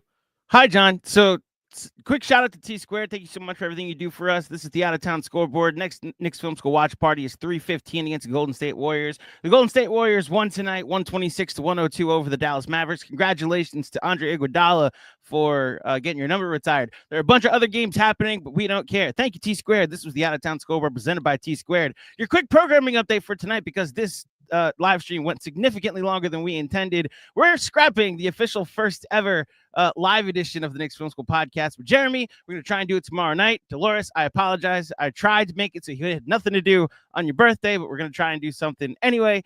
Happy birthday to Dolores. Everybody put happy birthday, Mrs. Macri, in the super chats below. It's tomorrow. Right. It's tomorrow. And when people All are right. listening to this, they But will. we gotta do it. We gotta do it at 7:00 tomorrow. That's the deal. I know. I'm waiting for Jeremy to call me back to see if we can do it. But obviously, after a 3.5-hour live stream, when you still have to do a newsletter. No, and be a dad. man. Listen, I'm like Josh Hart. You need me for Okay. 48 How about minutes. to the rest of us that have to edit these things? We're not going to do anything else after this. So that's the plan for tonight. So thank you, everybody, for tuning in. It's been a great, surprising marathon live stream. Let's wrap it up. Mark, the keys are yours. That was, man. That was like I don't know what that was. That was a jolt of energy. Johnny BK, what's going on, Johnny? Atkinson has elevated virtually the same group of Cavs to a championship level. Thomas Joseph Thibodeau so far has failed to do the same. TikTok. Atkinson's done a great job. Worthy coach of the year, likely winner. Always has been a good coach. I think their roster and the fact that there are not any major holes on their roster and the sorts of considerations that we've been talking about for over 3 hours have something to do with it as well. I would not, well, I think Johnny BK has another. So let me read the next one before I finish that thought. One block by these Knicks today by Deuce. Yeah, it's not good enough. It's not good enough. They're not defending at a commensurate level. I said it after the Cavs game. I'll say it today. The Celtics only, quote unquote, only scored 118 points. I don't care. Yeah, I just, again, so much of my pushback when people are like, fire Tibbs, is to Haitian Ferg's point earlier. Okay, then what? Who are you going to hire? What's going to change? How is this person's philosophy going to be different? I think JB Bickerstaff, the truth of the matter was that the best player on the team, Donovan Mitchell, I think was kind of out on JB Bickerstaff. So you're never going to go anywhere if the best player doesn't support the head coach. The best player on this team would take a bullet for this head coach. Does that matter? Is that a reason you should keep Tom Thibodeau here? No, not by itself. Should it factor into whatever discussions you have? Yeah, of course, it should factor in. But no, I just don't think it's apples to apples. I don't even know if it's apples to oranges, but it's fair consideration. Raymond Mora, what's going on, Raymond? For anime fans, the Knicks versus top teams is like Goku versus Jiren the first time they fought. It is no contest, no matter what they throw. Raymond, I could sit here and I could pretend to have some earthly clue about what the fuck you're talking about. But I've been on for 3 hours and 13 minutes, so I'm just going to bypass that and say thank you for your generous super chat. Jess M. It's wild how different the Knicks look against these three teams compared to the other 26. Could it be as simple as a new coach? That's what everybody seems to be asking. That almost seems too easy. Thanks for the amazing content this year. It does seem too easy, Jess. And again, I'm pushing back against my own rant from the top of the show, but generally when something seems too good to be true, oh man, I was going to tell a story that I can't tell. When something seems too good to be true, it usually is. And that is true in life as it is in sports. And so that is why, and again, I went through all these teams that went all in and fired one, sometimes multiple coaches, thinking like, oh, this is going to get us where we need to go. Doesn't usually work out. It doesn't usually work out. Not to say that should lead to job security, but if you're going to fire the coach, you better have a good, especially you're going to fire this coach. You better have a good, really good plan and some confidence in what's going to happen next. And I will be even more pointed. You better make sure that Jalen Brunson is 1,000% behind that decision. I would just say that. Okay. Robert Cross with another one. First time, long time. It's your boy John. I have been skeptical of the starting lineup all season as a championship contender, simply because I don't think Cat at the 5 and JB work defensively. I mean, Robert, you're looking smarter by the day, man. And I push back hard on you. And I'm looking like the silly one now because I'm sitting here talking about making a trade for a center. But I know you think that we don't need to make a trade for a center because the center is already on the roster. So there you go. Thanks, Robert. Booger 11, just the absolute best moniker. Your best 5 in the playoffs is going to be Jalen Brunson, Deuce McBride, Mikal Bridges, OG, and Mitchell Robinson. So we want Cat to be off the floor. I'm sure Booger is not saying that should be like your starting lineup, but you know what? Could you convince me that that's the Knicks' best closing 5 in certain games? Absolutely. Absolutely. And notice who else isn't on there either. It's Josh Hart because you don't have the 2 non-shooters. Maybe you're right. Might be right, Booger. Might be right. Iceman Sham, what's going on, Iceman? John, I remember you mentioned the biggest hope with this team is that we don't look at last year's run in January and remember what could have been. Well,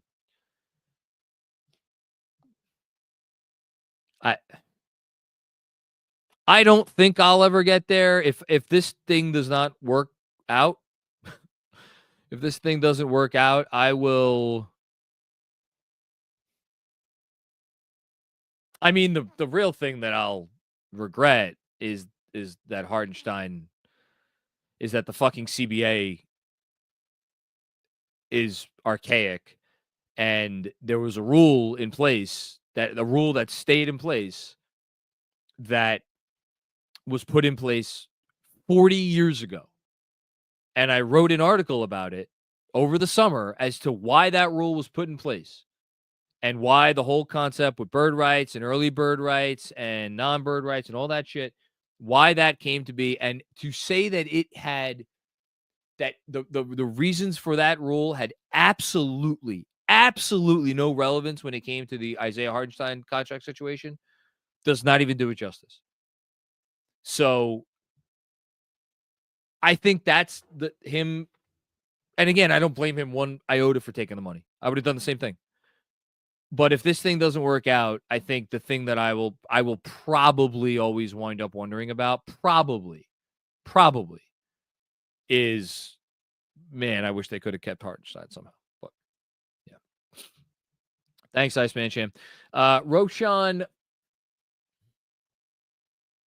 Parikh. In my opinion, a reason the Wings have underwhelmed is a lack of trust in Cat's rim protection. It's interested to see if Mitch allows them to play more aggressively.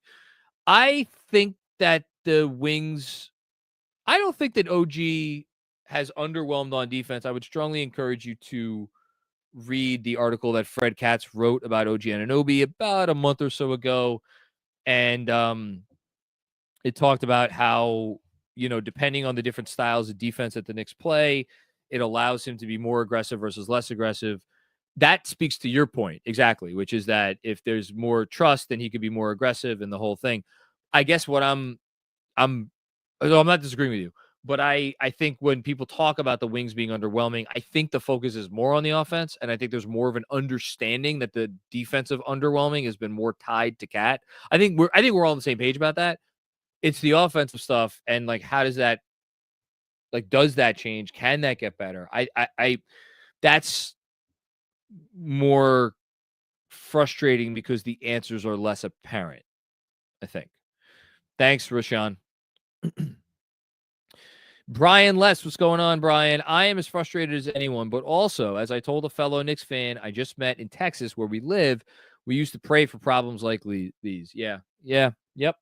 That's what really well said and timely and pertinent and wise words and the whole thing, Brian. We did used to pray for problems like these. We used to look at other teams complaining about this, that, and the other thing, and they had all these wins, and we were like, where do we sign up? And now we're here. And it feels like we're never going to get, we're never going to scale the mountaintop. So it's like, it's a different kind of frustration. And it speaks so loudly to sports fandom and what makes it so unique, but anyway. Ja with one more hashtag last one. I'm on strike from work and games against the top 3. Good move. Good job by you. Smart move. I wish I could join you. Thanks, Ja. Jorel Arroyo. We are forgetting this is year 1 of a 4-year plan. I trust me, Jorel. I promise you, I'm not trying to be rude. I am not forgetting that. I swear to you, I am not forgetting that. I'm confident that the information being gathered now will make us better in the playoffs. Looking forward to having a healthy team for our run.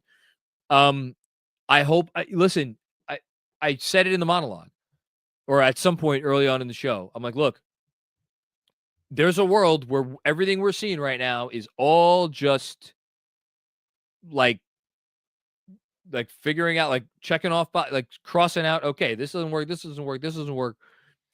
And we're going to see the real thing in the playoffs. It's a possibility.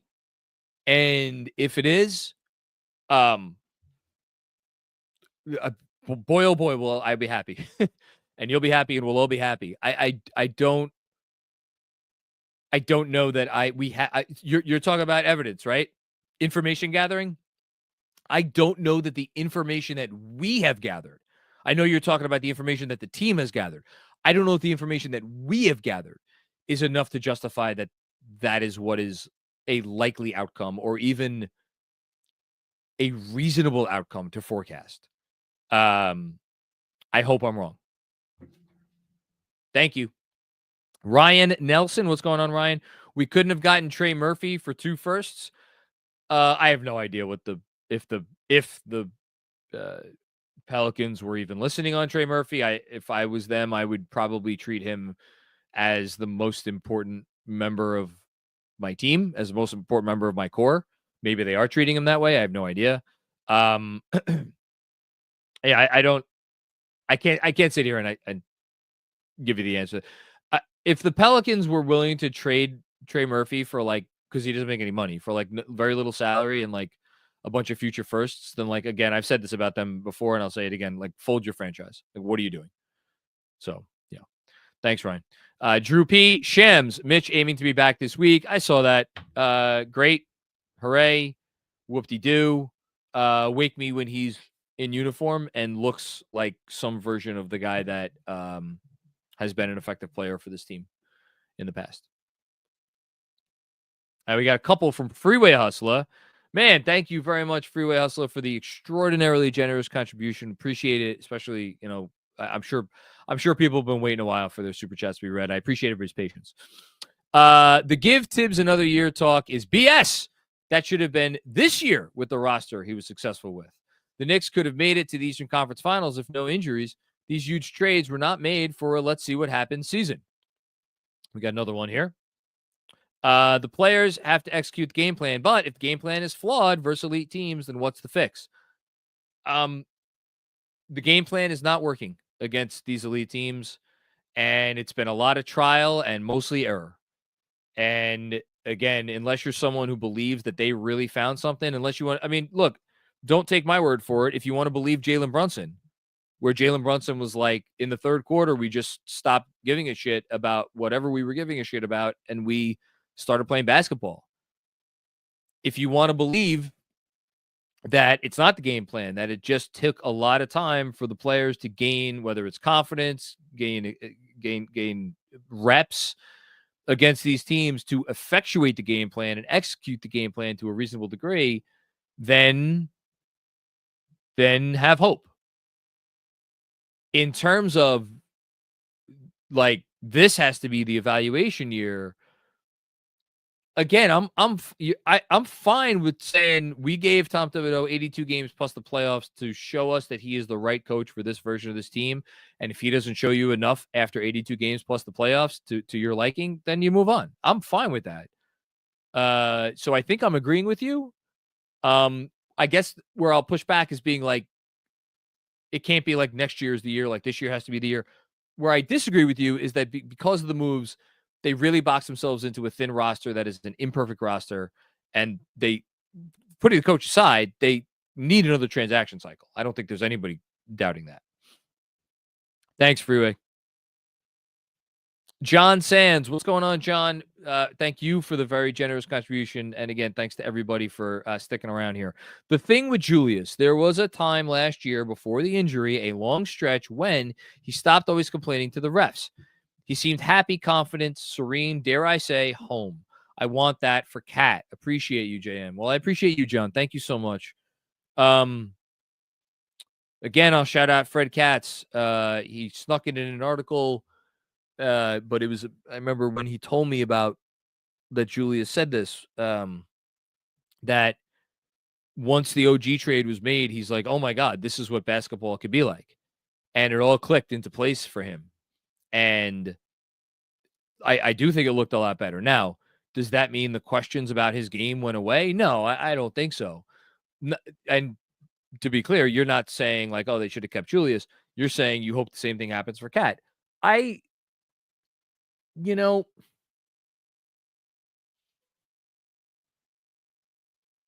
you could argue that, like, for as much as Julius has been in the league for a very long time, he never was in an ideal basketball situation because, like, after the Pelican season. Like, Pelican season kind of hit a nice level and then came here and it was a disaster. Then the We Here year was all centered around him, and that was great. And then after that, it was like, all right, but like I don't really make sense with RJ, and I'm in there with a paint-bound center, whereas during last January, it was Hartenstein, obviously, and he was a much different kind of animal. It allowed them to do a lot more things offensively. And that was really the first time, maybe since the New Orleans year for Julius, that it all made sense. With Cat, like, I don't know how it is going to be more geared towards him. You know? Maybe I'm missing something. I don't know. So well, John, I get, and that's not really the point of your comment. I understand that because you're more just like more maybe mentally clicking for him, or emotionally, and he's not complain. The complaining stuff is annoying. It's not why I have doubts about the long-term viability of this roster. It's very much steeped in X's and O's and just abilities versus inabilities. So, yeah. Jessica, thank you, Jessica. What's going on? They just need a better bench, move a few things, play more as a team. Remember your happiness earlier at the offense. They will improve. Don't lose hope. Let's go Knicks. Jessica, leave it to you to inject not only so much needed positivity, but very, I think, reasonable positivity. And like, I get really, really, really, really smart people are like, there's the Knicks versus 26 other teams, and there's the Knicks versus 3 teams, and those 2 things have nothing to do with one another. I know we just keep getting them keep watching them get their ass kicked. I have to think those 2 things have more to do with each other than maybe we're making it out to be today, or maybe than I am making it out to be today. And I understand the X's and O's stuff, like all those other teams, like they have weak spots. The Celtics have the weak spots. I get that, but I mean, something else I've echoed often. You're never as bad as it feels like you are when you're losing, and you're never as good as it feels like you are when you're winning. And I don't know. I maybe it is just a few tweaks. Maybe it is. I hope you're right. Juan Torres, what's going on, Juan? We traded or not picked guys who can be rotational depth pieces. Teams above them have that. Not the only reason, but it adds to the what's next problem, especially because Tibbs doesn't really develop rookies. Okay. So this is you're going to get some pushback because I've seen this floated around. Like, if only Thibodeau was playing these guys more, we would have a situation like in Oklahoma City or with, Cleveland or wherever, where all these players are contributing. The players have to be good. Playing rookies does not mean that the rookies will develop. Oftentimes it means the opposite. Hello, Kevin Knox. I love you, but high. Like Tibbs doesn't develop rookies. Like, are you? I don't want to jump on you, Juan, because I don't want to make something out of your comment that is more. If you mean that in their rookie year, Tibbs doesn't get a lot from rookies during their rookie year, generally, I would agree with you, even though I would refer you to like Quentin Grimes' rookie season, Emmanuel Cookie's rookie season. Shit, Jericho Sims was playing as a rookie. Like, so I think that's a bit. If your comment is larger than that, and that just he can't take a rookie and develop them into becoming something better down the line, then that's crazy, based on evidence that we've seen right here in New York. The rotational depth piece thing is a large function of the moves that they made this summer, because don't forget that before they made the Cat trade, we were sitting here and we were talking about there's not enough minutes for all these guys. And then it's amazing how one single 2-for-1 deal can change all of that. Now, before that deal, we were also sitting here and being like, who the hell is going to be the center? And we were assuming there was going to be a center who would play a certain number of minutes and the whole thing. But they had all the depth in the world, and then they needed to sacrifice it. I'm not going to get on them about their drafts. I'm not going to get on them about this past draft because they're rookies. Rookies never contribute to winning. And I'm not going to get on Tibbs about that either. But for this gambit to work, yeah, I think at least one of Tyler Kolek and Pacome Daddy have to become something. And if you want to throw Huck Porty in there too, but I think he's already shown he can be something. Andrew Chan, what's going on, Andrew? The center you are describing is Miles Turner. I know. Every time I talk about it, he's the guy I'm thinking about. I just don't want to say his name because I don't want to start a whole thing. He is a free agent this summer, but no idea how you get him since there is no cap space or draft assets for a sign and trade. You could do a sign and trade. I just don't know how much money he wants. You could do a sign and trade. You can, depending on how you do it and how you work it, you might be able to take back more salary than you send out. You could package a bunch of stuff. Rosters expand during the summer, the whole thing. You could do a multi-team deal. I think there's, but again, we'll see. I don't know. We'll see what we'll see what happens. I know there's no teams with the only team with enough cap space, outright cap space, who could sign Miles Turner is Brooklyn. And not that they are in a position to be going out and signing Miles Turner anyway, but they already have a center that they seem to like, and they just signed him to a contract extension. So if Turner is if things sour between him and Indiana, and I don't know. I wouldn't rule it out. I wouldn't rule it out. Deadward 604. No comment here. Just throwing a super chat as a thank you. Over 3 hours and another pod up next while just coming back from vacation. Well, listen, I got my time off. I'm very thankful for that. And I'm more thankful that I get to do this and call it work. Although now I don't know that we're recording tonight. So I'll get back to you on that one. Thanks, Deadwards. We got a couple from Dom Cappuccini, who he's the real MVP. Good God, John, I swear, just checking in. LOL. This must be a crossroads game for most, considering you are still here 3.5 hours later. Or I just don't know when to shut the hell up. Sleep well, Knicks fans, and just trust the front office that maybe the answer lies in the summer. We got another one from Dom. Thank you, Dom.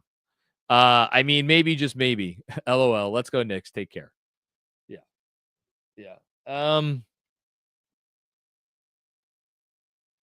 We'll see. I'm not, at no point have I given up hope on the long-term viability of this project. It's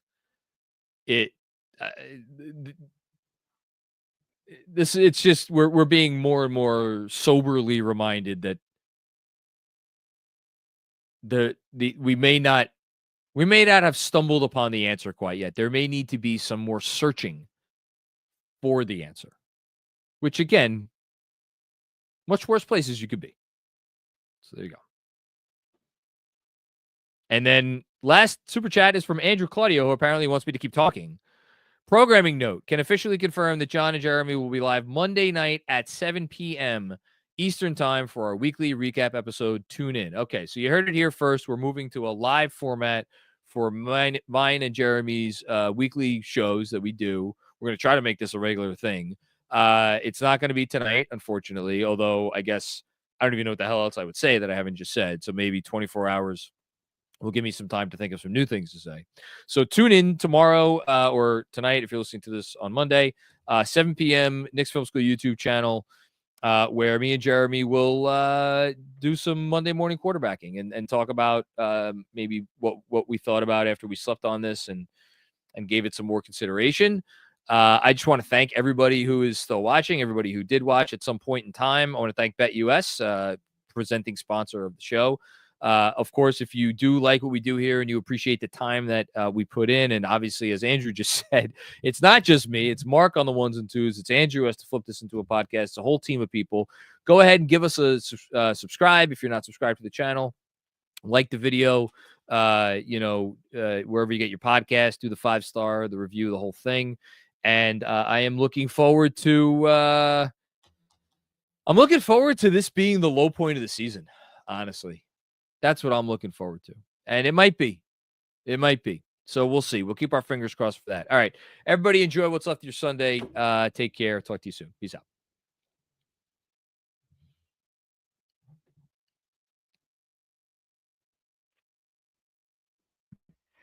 John, before we get going, I'm sorry. One more came in. I tried to hit you up on the chat, but one more just came in as you were. You got to tell him in my ear.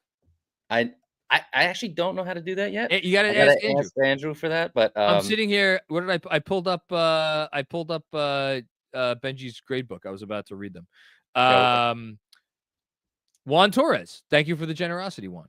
Agreed, and rookies obviously mostly hurt their first year. Comment question was about living with the strategy. I think it's smart front office. We just have to see this through. Thank you. Yeah, no, I agree. It's a smart front office. And I think they were hamstrung by the unique situation that they were put in between the aprons, between the assets that went out, between all the things, and it's unfortunate, but it all goes to this year. I don't think anything about their larger strategy or any of that stuff, even the coaching stuff, I don't think it should impact our hope for that it's going to, like, those specific sorts of problems will become correctable moving forward. So there you go. Thank you, Juan. Thank you again, everybody. Now I'm going to get out of here. I'll see you later.